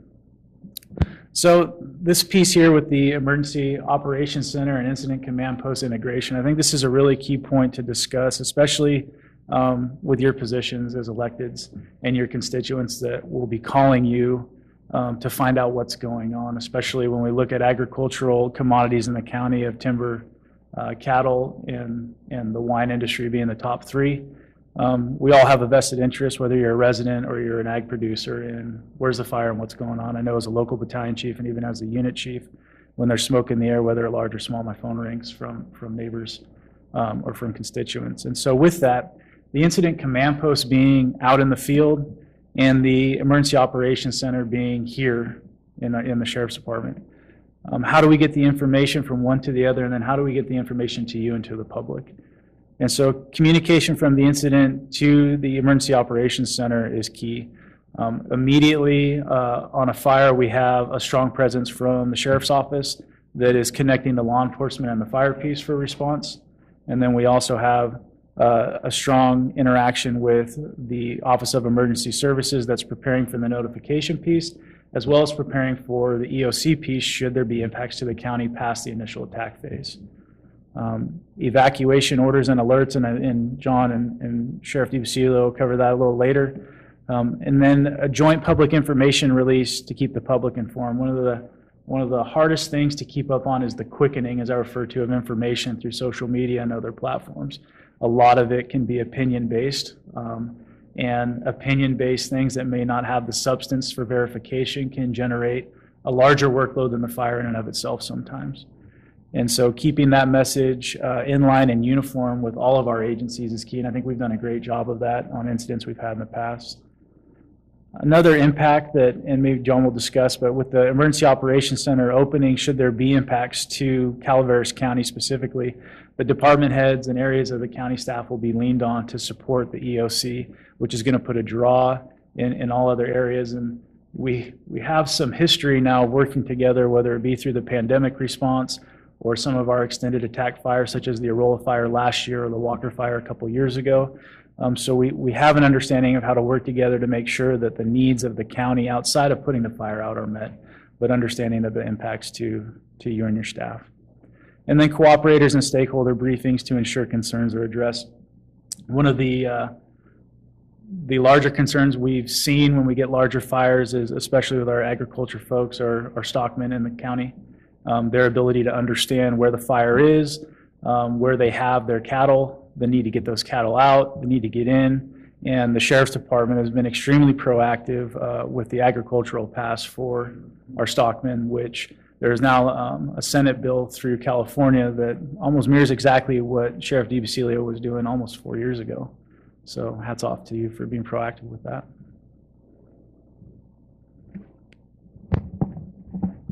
So from the county perspective, our focus is around supporting the overall fire effort that is generally spearheaded by CAL FIRE, and that falls in 2 critical areas, education and then actual incident response. So we've worked pretty hard on getting different ways to educate the constituents and our citizens about red flag conditions. Those are obviously those conditions where if we do get a start, it's likely to burn more and faster. And so we have a couple of things. What you see there is a picture of a red flag warning. We put those banners out when there is an actual National Weather Service red flag warning here in the county. Those are spread between all of the CAL FIRE fire stations, actually our schools, and our local fire districts. So when you see that red flag up in the top picture there, that means that we're facing conditions that if we do get a start, it's likely that we're going to have a greater impact with fire. We have our Calaveras Alert Program, which is an opt-in program. We currently have, give or take, about 46,000 residents. And as of earlier this week, we had about 22,000 contacts in our system to notify. And then lastly, one of the things that we worked with both CAL FIRE and the Sheriff's Office with are our Evacuation Tag Program. And let's see if my link works here. Here's a little information about that.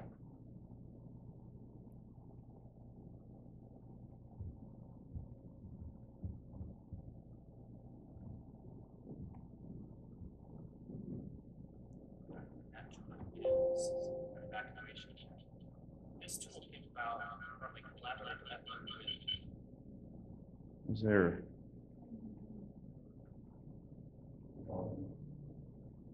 Yeah, I'm getting feedback there. So.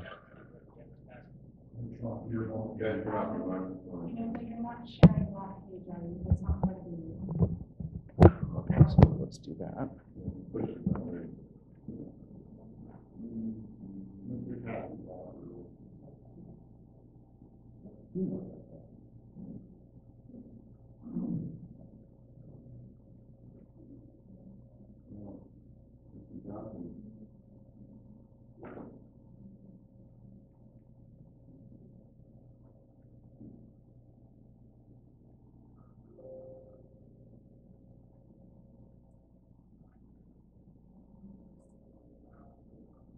So that evacuation tag that you see there, we've made them available to all of our residents at our local fire stations, our sheriff's department, and substations, as well as John,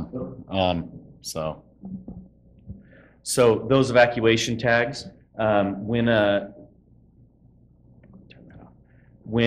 when we do have an incident and folks evacuate, either self-evacuate or evacuated by the Sheriff's Office, if they display the tag as you see there in the video, what that does is it allows the deputies that are on the ground doing the evacuations to see that sign and then move to the next one so that we can get to the people that haven't been evacuated sooner and faster. If you're interested in seeing all of that video, it's on our YouTube, the Office of Emergency Services YouTube site.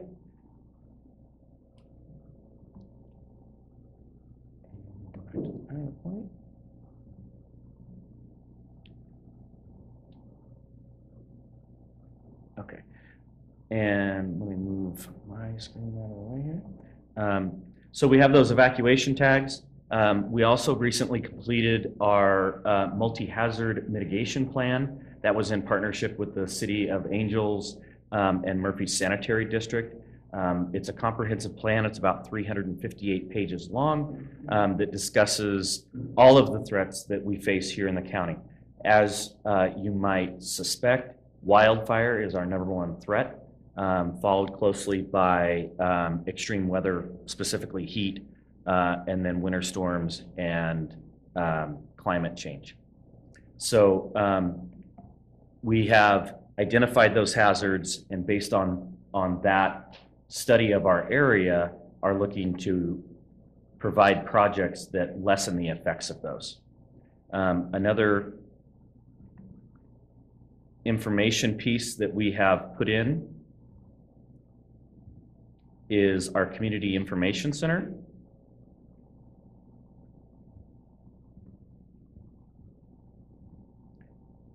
Which is on the county homepage. This is what it looks like. It will provide you up-to-date information about COVID-19. It'll provide you with up-to-date information about PG&E outages, both unplanned outages, as well as public safety power shutoffs. So you can see across the region, there are quite a few outages right now. The green is, I think, 0 to 49 customers. You can also see our evacuation application.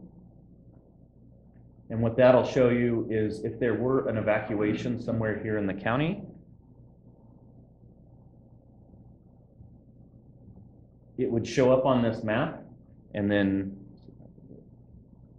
it would show up there on the map, and you could see, the public can see where that evacuation is taking place, where the origin of the fire is, any roads that are closed, any shelters that we stand up, etc. We have the OES webcam system. This is CalOES, so each one of these are a fire cam, and if you click on it, you can actually see what the fire cam is seeing right now. And then for those that do some traveling, you can also see the Caltrans cameras on the major highways.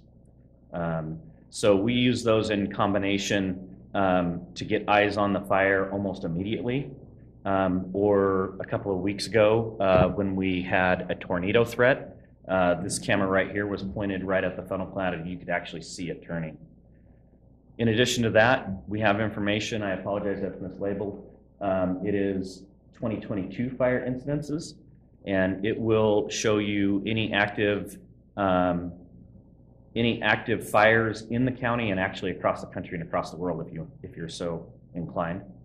And then because our number 2 threat is weather, we have a couple of different weather tags here that is available where you can monitor the weather. You can look at wind, snow accumulation, rain accumulation, temperature on this one.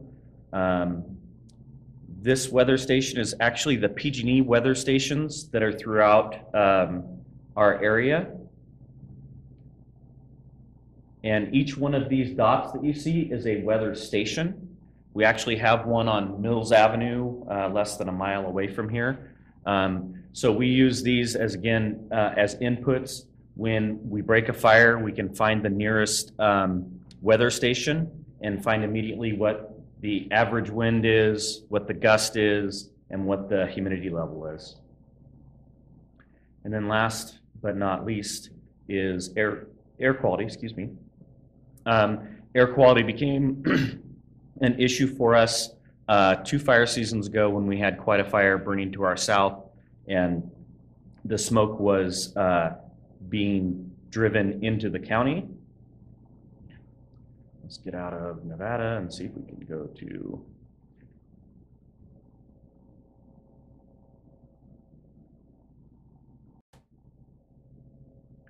I think we only have 2 of these air sensors in the county. One of them is actually here on campus, if I remember correctly. Whoops, I'm sorry. There we go. So each one of those little dots is an air quality sensor. As you can see, we've had a slight breeze today, so the air quality is pretty good. And we've seen it actually in the red and the black 2 seasons ago. So that helps us inform our environmental conditions. Stop share one more time. Go back to my PowerPoint. So all of those components in that Community Information Center are really meant to help the situational awareness, not only of the folks that are responding to these incidences, but our residents, so that they are better informed about what's going on around them. Our environment affects our fires, it affects our extreme heat events, as well as our extreme cold events.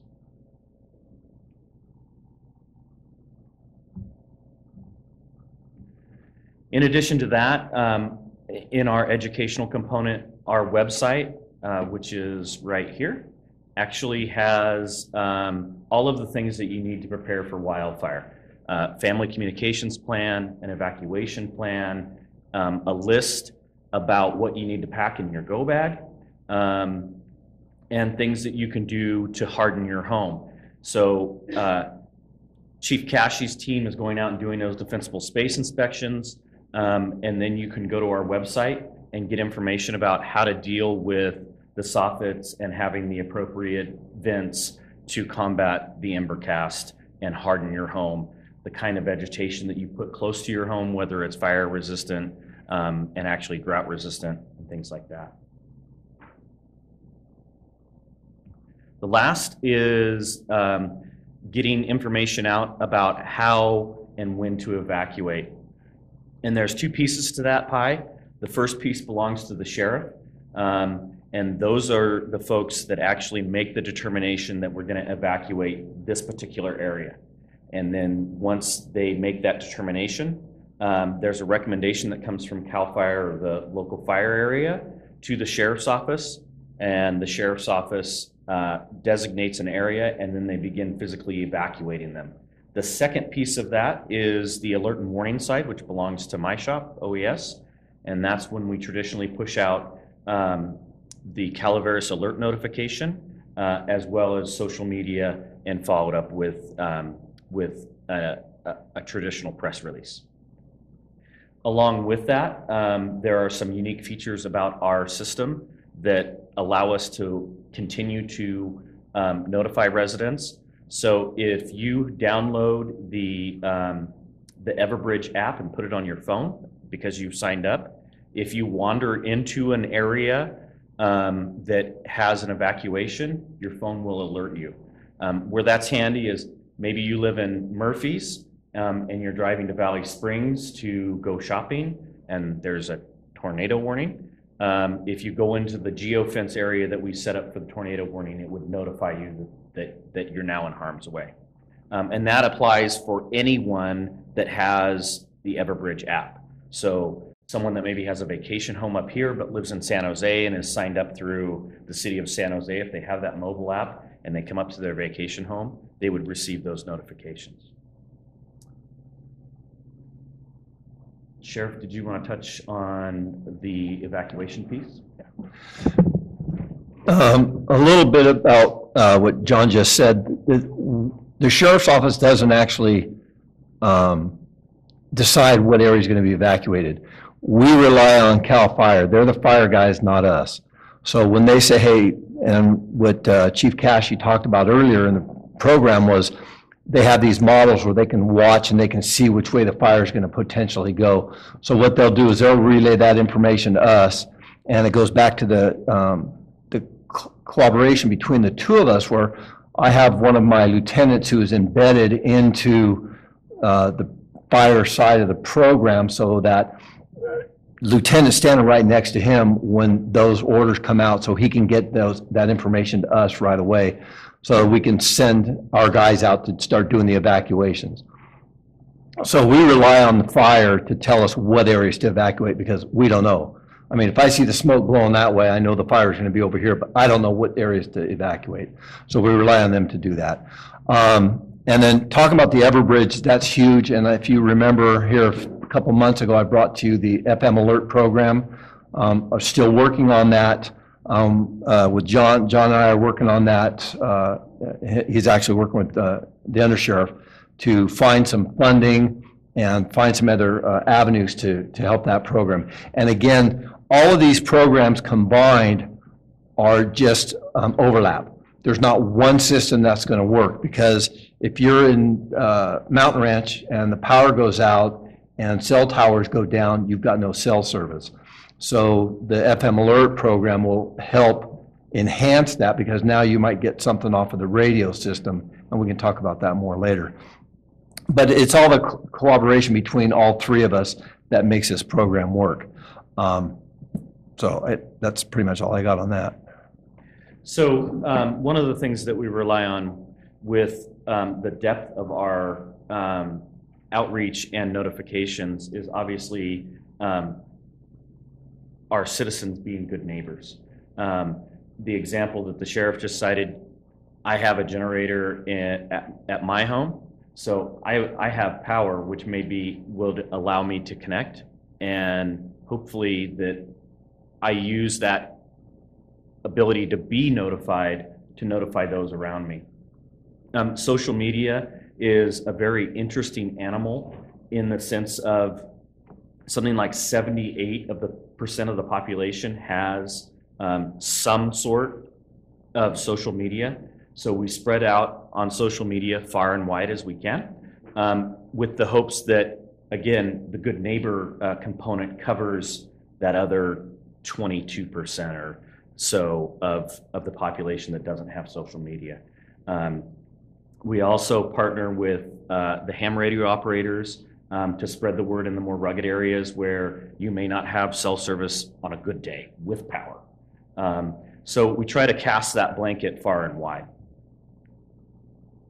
So that's the best, but the best way for our citizens to get notification is to go to the website that you see right there and click on notifications, sign up for an account, and fill out the information. The unique part about that is it allows each of our customers to tailor the information to how they want to receive it. Do they want to receive it through their email first, their cell phone via text, or a voice? Okay, and we would be happy to welcome any questions. Are there any questions from the board? Supervisor Stopper. Not so much a question, but a thank you. You know, everything you're doing in response to these events is evident throughout the years. I see the cooperation and the tightening of the belt as you move forward ever since the Butte fire, and us learning from what happened. Not so much mistakes, but what we can do better. And just the response times and seeing how fast everyone works together between all the fire departments, CAL FIRE, OES, evacuations. As you know, not that there was any fault before, but I see the response times really tightening up, and it's appreciated. Something that, you know, so that's, fire's horrible, but that's the glorious part of firefighting. The unglorious part, and something that Mr. Cassie brought up in the very beginning, is very important to me. It's being proactive. These 2,652 acres treated by you. But that's not all that's been treated. You have partners in RCD that you worked together with to be able to get them some grants through the state and move forward on things. I've seen the benefit in my district and not having all the benefits that the higher elevation districts have had. I still see the benefit there with what you did behind Lakeview Estates with the clearing of the brush there. You know, years ago down the Calaveras River on that side of Rancho Calaveras, we're working on something on Ross Drive right now with RCD. You know, so the 2,652 acres has been stretched. It's not, you know, it's your partnership with everyone, not just these three. And that's preventative work that prior to 2015, we didn't see as much of. But now, you know, with the realization with the state, the funds, the transition of CAL FIRE working on these things, I just really appreciate that work going into it, because those preemptive clearings are really saving homes and lives. Thank you. Supervisor Garamendi. Yeah, Ben, you took my pitch there, because I think Supervisor Stopper is right on.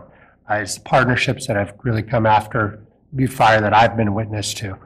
Everything has changed, and I think very much for the better. How we coordinate evacuations, we've learned our jobs better, how to stay out of your way when things are going on, and we appreciate being informed. And really, I really do want to agree with Ben and emphasize the prevention piece. You know, the work that the fires that you've controlled up country and preparing. I really do appreciate doing it on the 49 band as well. These VMPs are going to be really important. They're not just important for safety, but they also make our environment better, get rid of those noxious weeds, invasive weeds. I think it's really important. And I really also appreciate the partnership with the sheep ranch that this board's been able to put together, and we're able to open that 150,000 gallon reserve tank on Friday at 10 o'clock, if anybody would like to come. That seems like sheep ranch is where some of these, we always end up staging. It's a critical piece of real estate for us to control. So I appreciate this board's contribution to making that happen, and the PG&E and then additional funds. So just really want to thank you guys and really appreciate the fact that CAL FIRE has our headquarters. TCU is headquartered in San Andreas. I think that's important to our county, and we value you guys being here. Thank you. Vice Chair? Yeah, I want to thank all three of you for your partnership. Before Butte Fire, it didn't exist. Our OES, we didn't really even have an OES department, and it's grown immensely thanks to John and his diligence with grants and spending money to locating money and finding money to be able to spend on it. And I wanted to comment a little bit on the defensible space inspections that CAL FIRE does. That's tremendous. Not only do you guys come out once, if they don't pass, you'll come back. You give them a set time and tell them what they need to do, and then you come back and re-inspect. And to me, it's been great. You've been out to my house the last 2 or 3 years, and I just turn it over to my insurance company saying I'm cleared by CAL FIRE, and they haven't canceled me. I've had my insurance, yes, very much so, just because of being able to turn that over, your inspections that you do. So it's tremendous. Continue doing it, I hope, for into the future, and maybe expanding on it so we have most of the county covered on residential inspections. So thank you. Sure. I just want to make sure that the public really understands that because of the lack of prisoners now, CAL FIRE is going to have a harder time getting inmates. So we need to, the public as overall really needs to step up their game to do their defensible space and get CAL FIRE to come out and take a look at their properties to make sure things are clear. When we talk about the evacuation tags, that's a big game changer for us because it allows the deputy to go from, one house to the next knowing that these people are gone. And again, the neighbor cooperation between neighbors is going to be very important to where, hey, if I'm leaving, I'm going to swing by and tell Jack, hey, Jack, we need to get out. And so that these people start putting these tags out, it's going to help us move through the system a lot faster. I want to step back here a couple years ago when Captain Ballard and our local fire guys were very much they worked together to put a grid system together. What they were showing on that map system that shows what areas are going to be evacuating. That's huge. That's going to help everything that we've done. Again, all the departments, everything. This county works very well together. I know that. And I won't mention El Dorado County, but they have a problem with their other fire services and working with the feds and stuff up there. We work very well with our departments here, all of them, and that's huge. But it takes the citizens of this county to get on the Cal OES website and download those programs so that they know when this stuff is coming. They need to get prepared.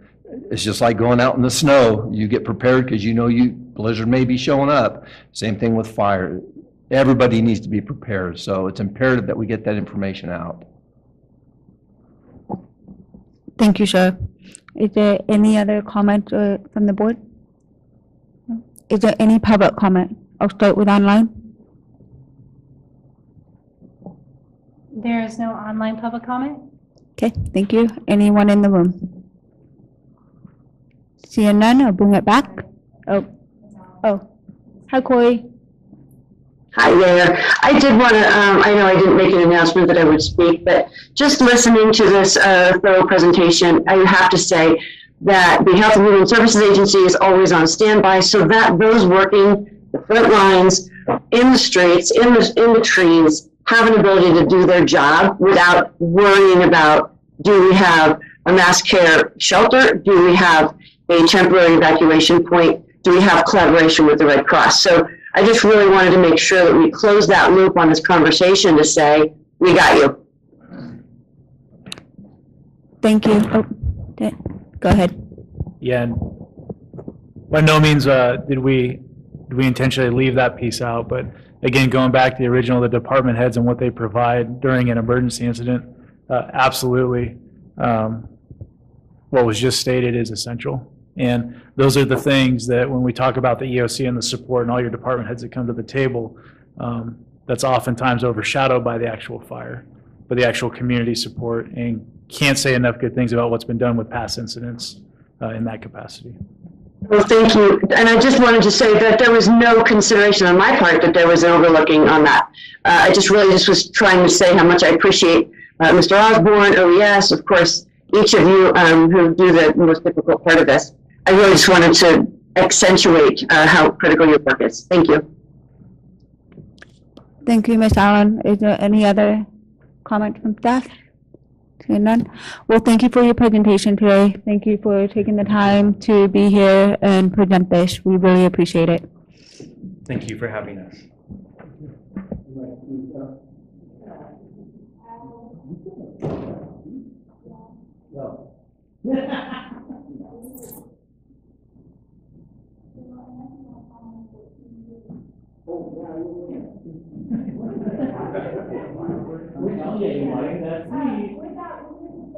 Could we take a quick 5-minute break to let?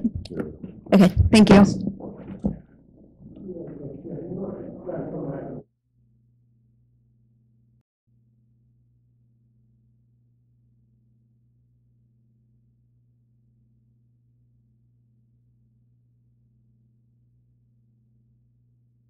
On agenda item number 14, clerk. Item 14, informational item, administrative office, board discussion regarding a letter of support to Governor Gavin Newsom for the temporary suspension of state of California gas tax. Yes. Ms. Bonlade. Good morning, Madam Chair, members of the board, Krista Bonlade, CAO.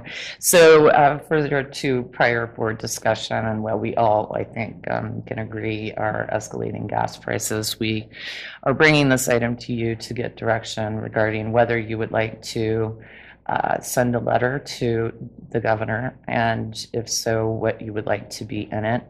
I know that there have been discussions regarding potentially the state making some type of a grant or writing checks to people. We don't know what the status of that is at this point. It seems like it hasn't completely fallen off the radar. However, there has been no movement in terms of reducing the gas tax or even delaying or suspending the approximately 3-cent increase that is set to take effect on July 1st of this year.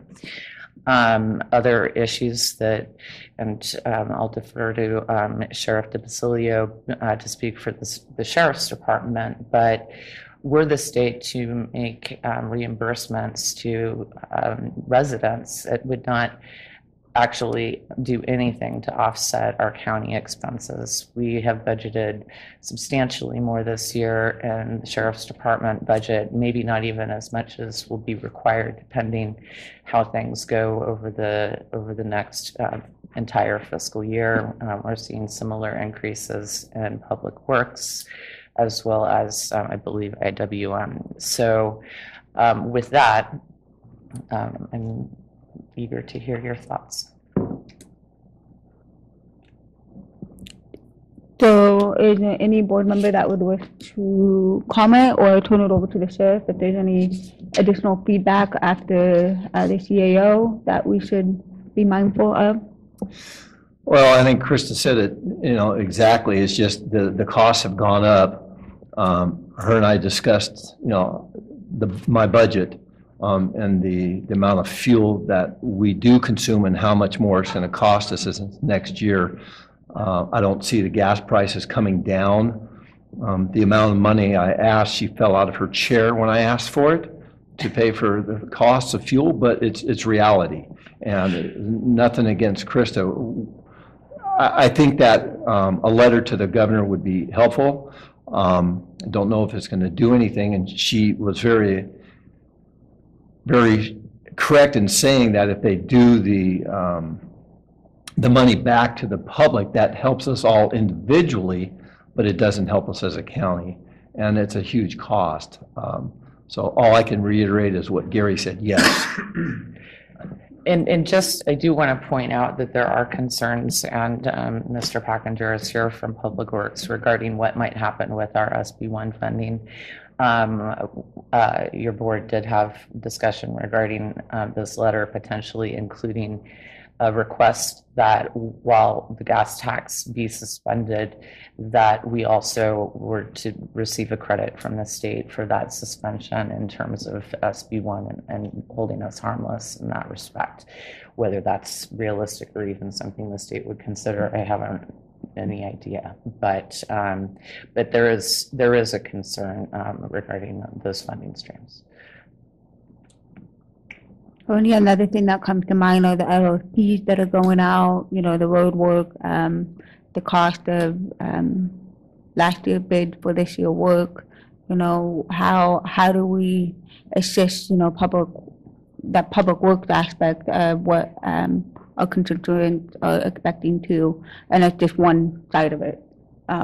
There's many other, you know, what does it look for PSPS? How much are we going to be having to support generators this summer, especially with California looking for blackouts?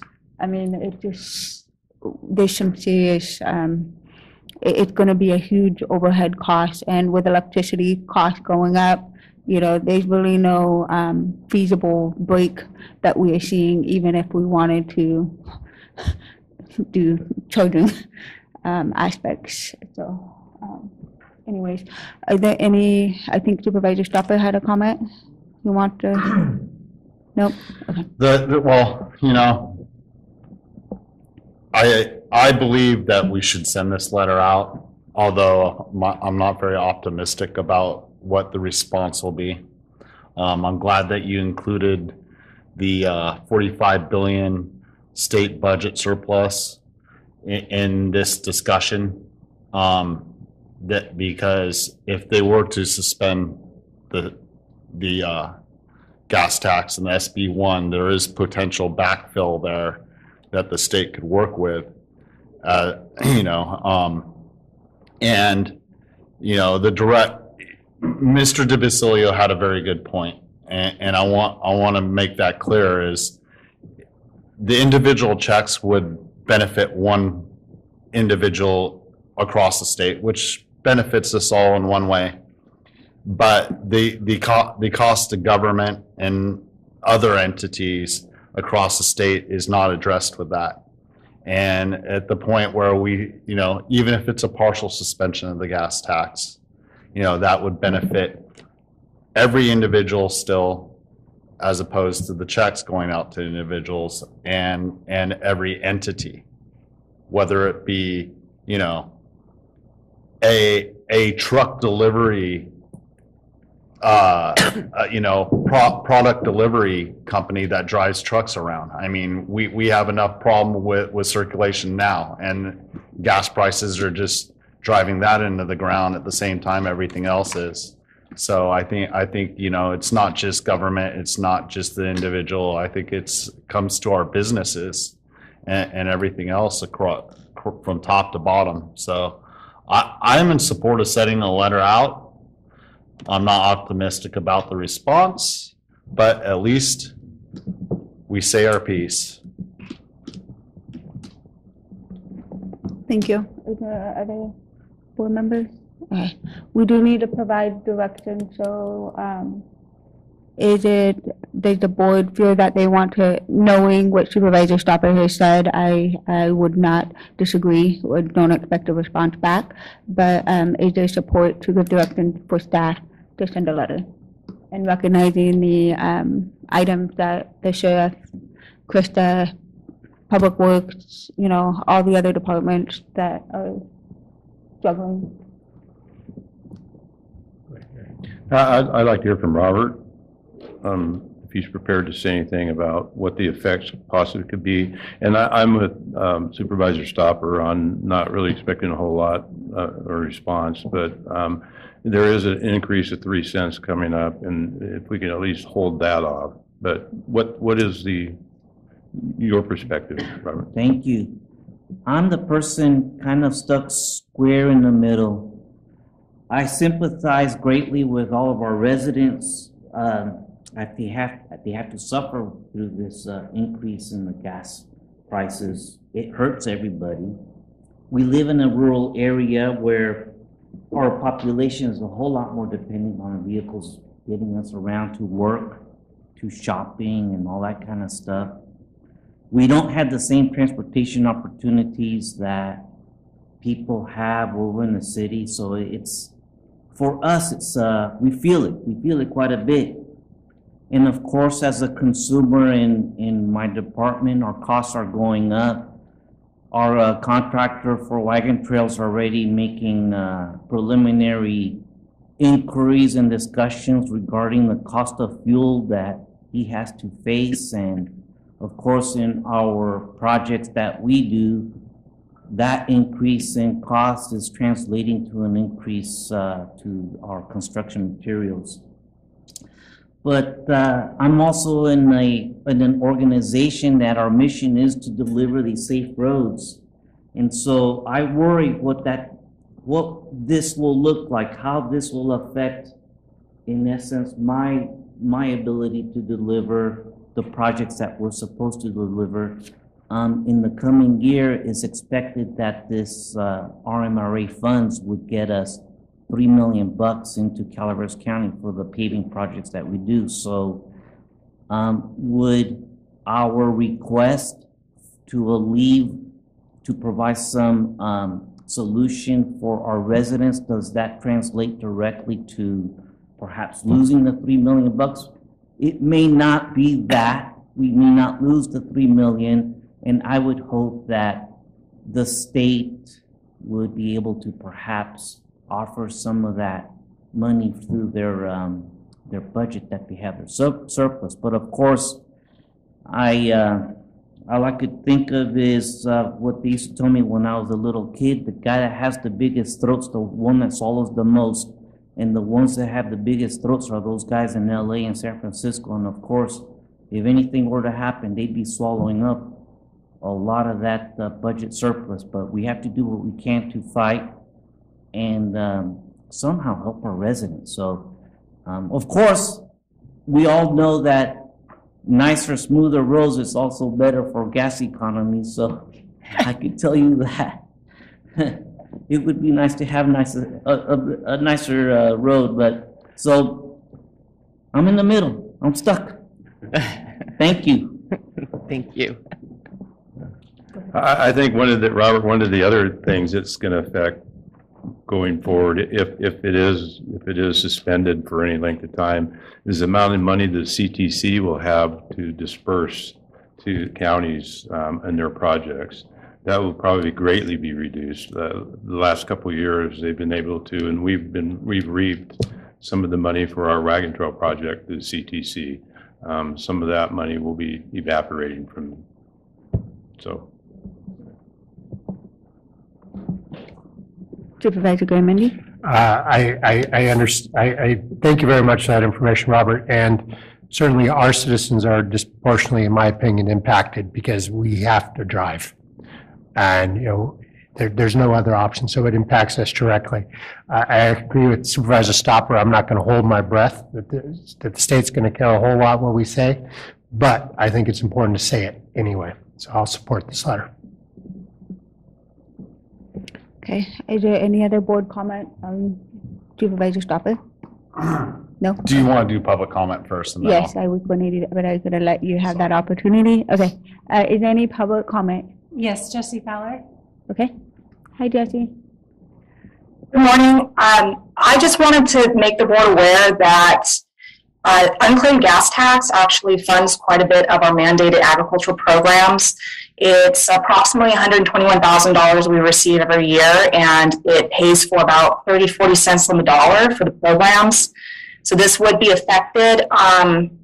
I read the letter, and I did see in there that you had mentioned that with the budget surplus that would cover programs, which I think is an excellent idea. But I just want to make sure the board was aware that we also benefit from these unclaimed gas taxes, which are a part of gas taxes. So if you have any questions, I can answer. But again, just want to let you guys know. Thank you, Jesse, for bringing that to our attention. Is there any other staff member? No. Okay. Any other public comment online? There is no online public comment. Okay. Is there any public comment in the room? Seeing none, I'll bring it back to the board. Supervisor Stopper. You know, before Ms. Calway comes back to correct our grammar on a letter, You want me to do it for you? maybe you could work with Ms. Follendorf, and I would like to approve whatever you put forward along with administration moving forward. That's what my motion is. So just to be clear, this is an informational item, so we don't need or want a motion or vote, but if, the board could just give direction to the CAO and then bring a letter back at next meeting. Okay. Is the You should have made it something we could vote on now while Ms. Calway wasn't here to correct us. I've been advised against voting. So it seems like there's clear direction. I believe that the CAO can get more information as needed from the sheriff, public works, RWMA, Jesse, on any other relevant facts to build into that letter, and then bring it back to the board at the next meeting for us to vote on. Yep. Okay. Thank you. You know she's gonna pull. Thank you, everyone, for being here. We appreciate the feedback. You too. Thank you, Sheriff. Back door. It was good having him as part of the team today. It was fun. Next, we have regular agenda item number 15. So thank you, everyone, for your patience. The clerk will read out the next item. Item 15, resolution, integrated waste management. Adopt a resolution accepting the Calway 6.49% rate increase for contract year 2022-23. This is one we should have waited for Marita. Paul. Good morning, Madam Chair, board members. Paul Ferriani with Integrated Waste Manager. I'd like Jack to come up and introduce himself, and hopefully the two of us can answer any questions you might have. Thank you. Good morning, I'm Jack Fiore with California Waste Recovery Systems. So do you have any questions? Okay, there's a lot of questions. How's the gas rate affecting you? It's affecting us significantly. Yeah, you run a lot of vehicles. It's driving costs up. And it's, well, it's not the lion's share of this rate increase. It's a very close second to the lion's share of this rate increase. Well, did you see the movie Back to the Future? Because you got a lot of garbage. If you had a truck stop, you know, you could. We're this close to that solution, but we're not quite there yet. I do have a couple of questions, and this, we met yesterday, Amanda and I met with Cal Waste and Debbie Ponte and Gamby. It's in the room too. And one of my concerns that I voiced yesterday had to do with the increases that are occurring per contract in consumer index, affecting the fixed income people that need the service, obviously, but as it starts going up the way it has, they can't afford it.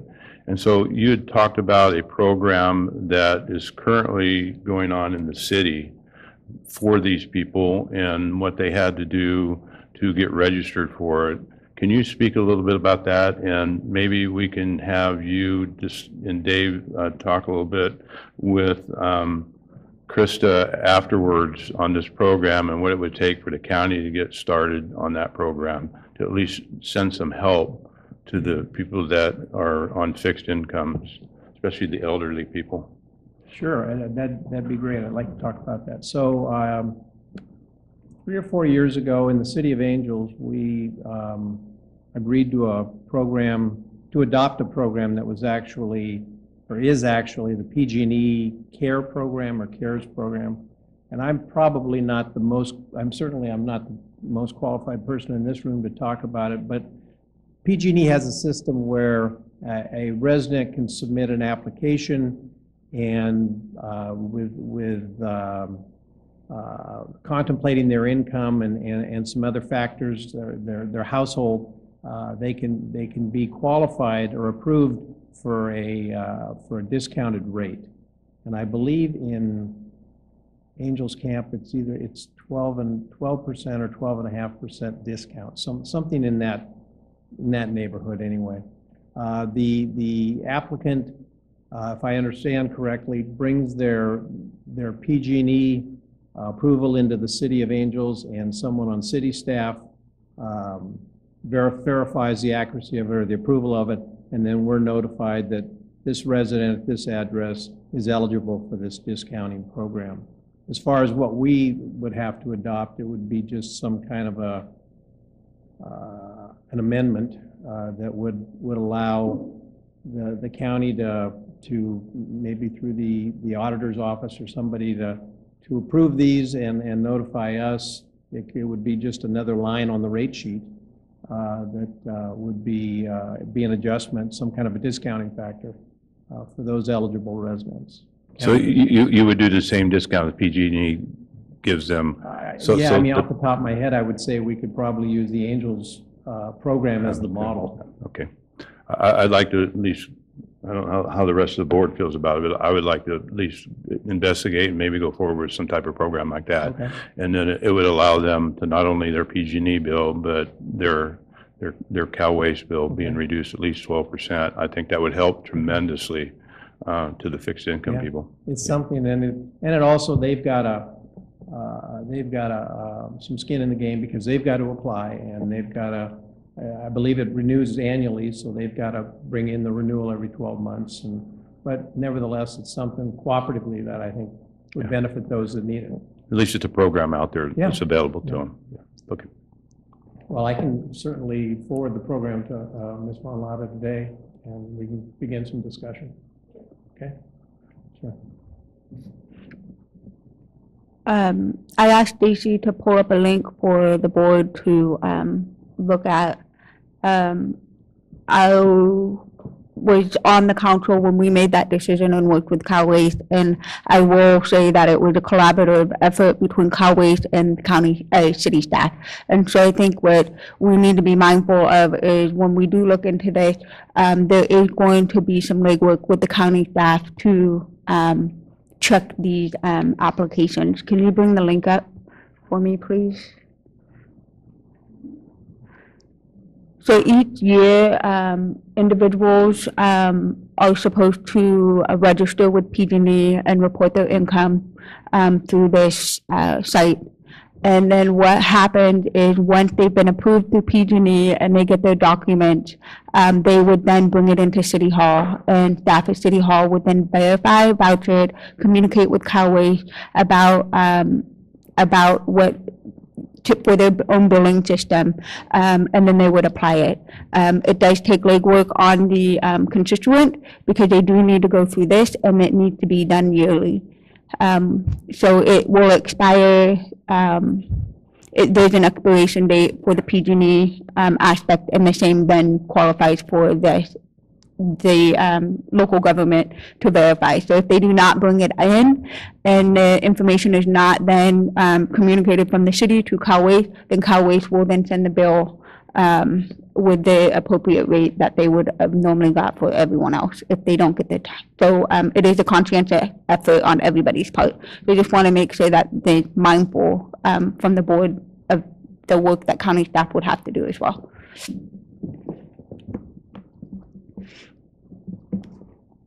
Supervisor Garamendi. Thank you. That's probably a broader item to talk about how we want to do this, but in that situation, I believe that the CPUC probably has funds to cover that for PG&E. I'm assuming that Calway is not a charitable organization. So somebody's going to have to make up that delta, that money. Would that be us, or is there another fund? That would be us. Every you guys would make that up? Okay, thank you. So if we can, yeah. Surprised answer. I do, Jack is right, it does for a broader conversation outside of this. But I'm glad we brought it up because it's been a discussion and it has been, the program's now going in its 5th year about if the city successfully. So, anyway, so back to what is in front of us. Is there any other board questions regarding the item in front of us to Calway and or to Paul? No? Okay. With that, I'm going to bring it out to public comment. We'll start online. Is there any public comment? There's no online public comment. Okay. Is there any public comment in the room? Seeing none, I'll bring it back to the board. I see 2 lights on. Sorry. So, okay. Supervisor Stopper? So moved, Madam Chair. Okay, I have a motion. Is there a second?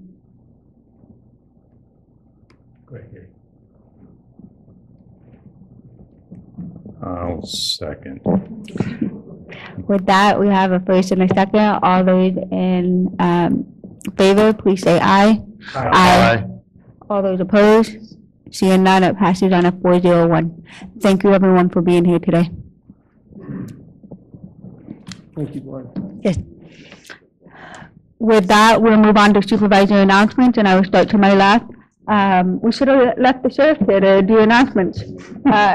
Supervisor Garamendi. Thank you very much, Madam Chair.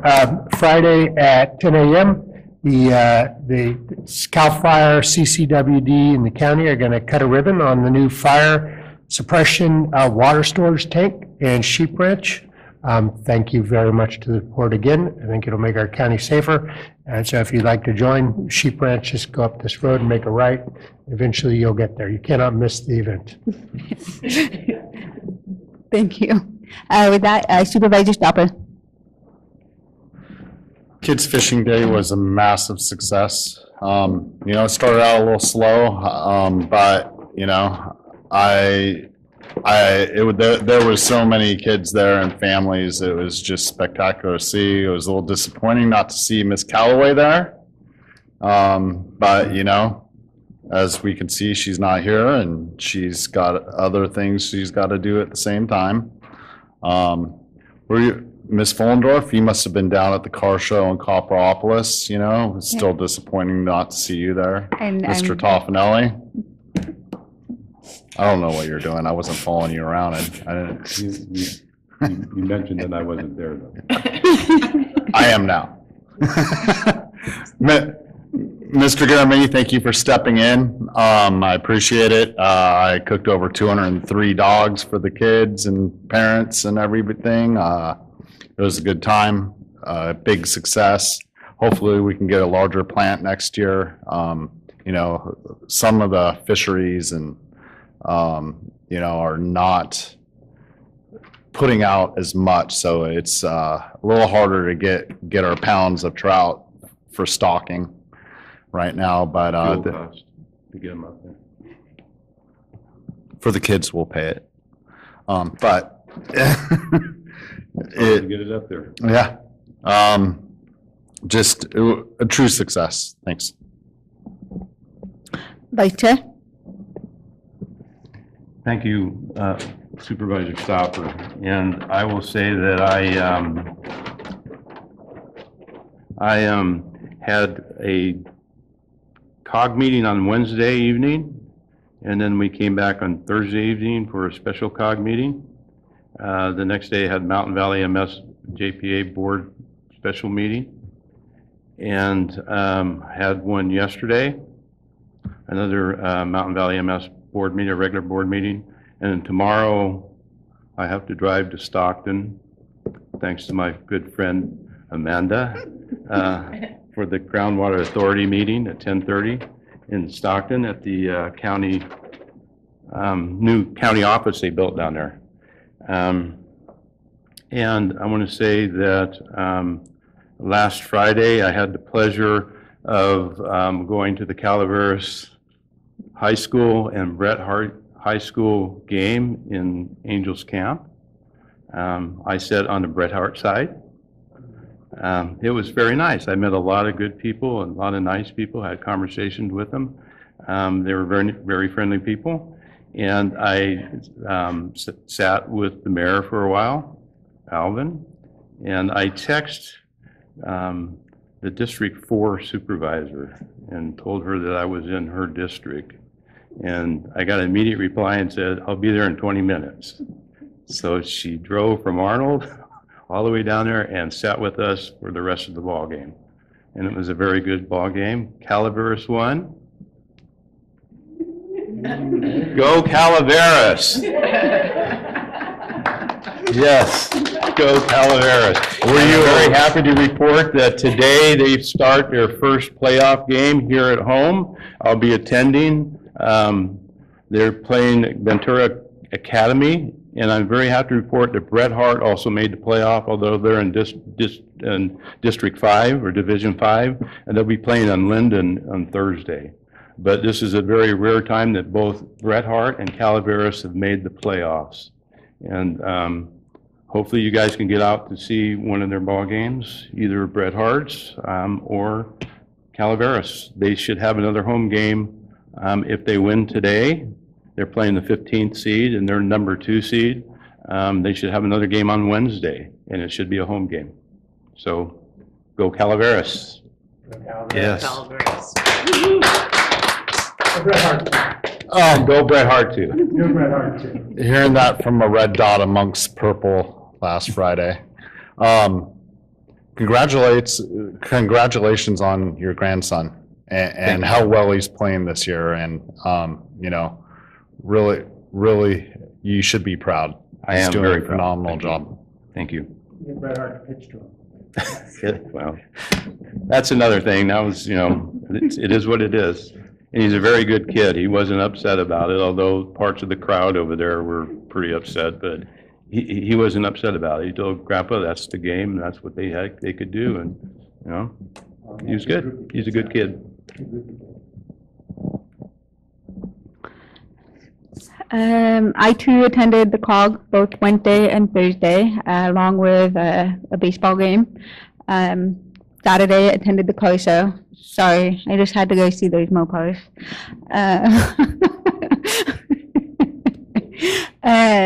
And yesterday, I attended a meeting with Calway's Gamby, Debbie Pawnee from Destination Angels Camp with Gay. So it's been a busy week for everyone, and I look forward to the rest of the month. We got Frog Jump, so here we go. If there's nothing else, we will wrap up, and thank you everyone for today. See you next week.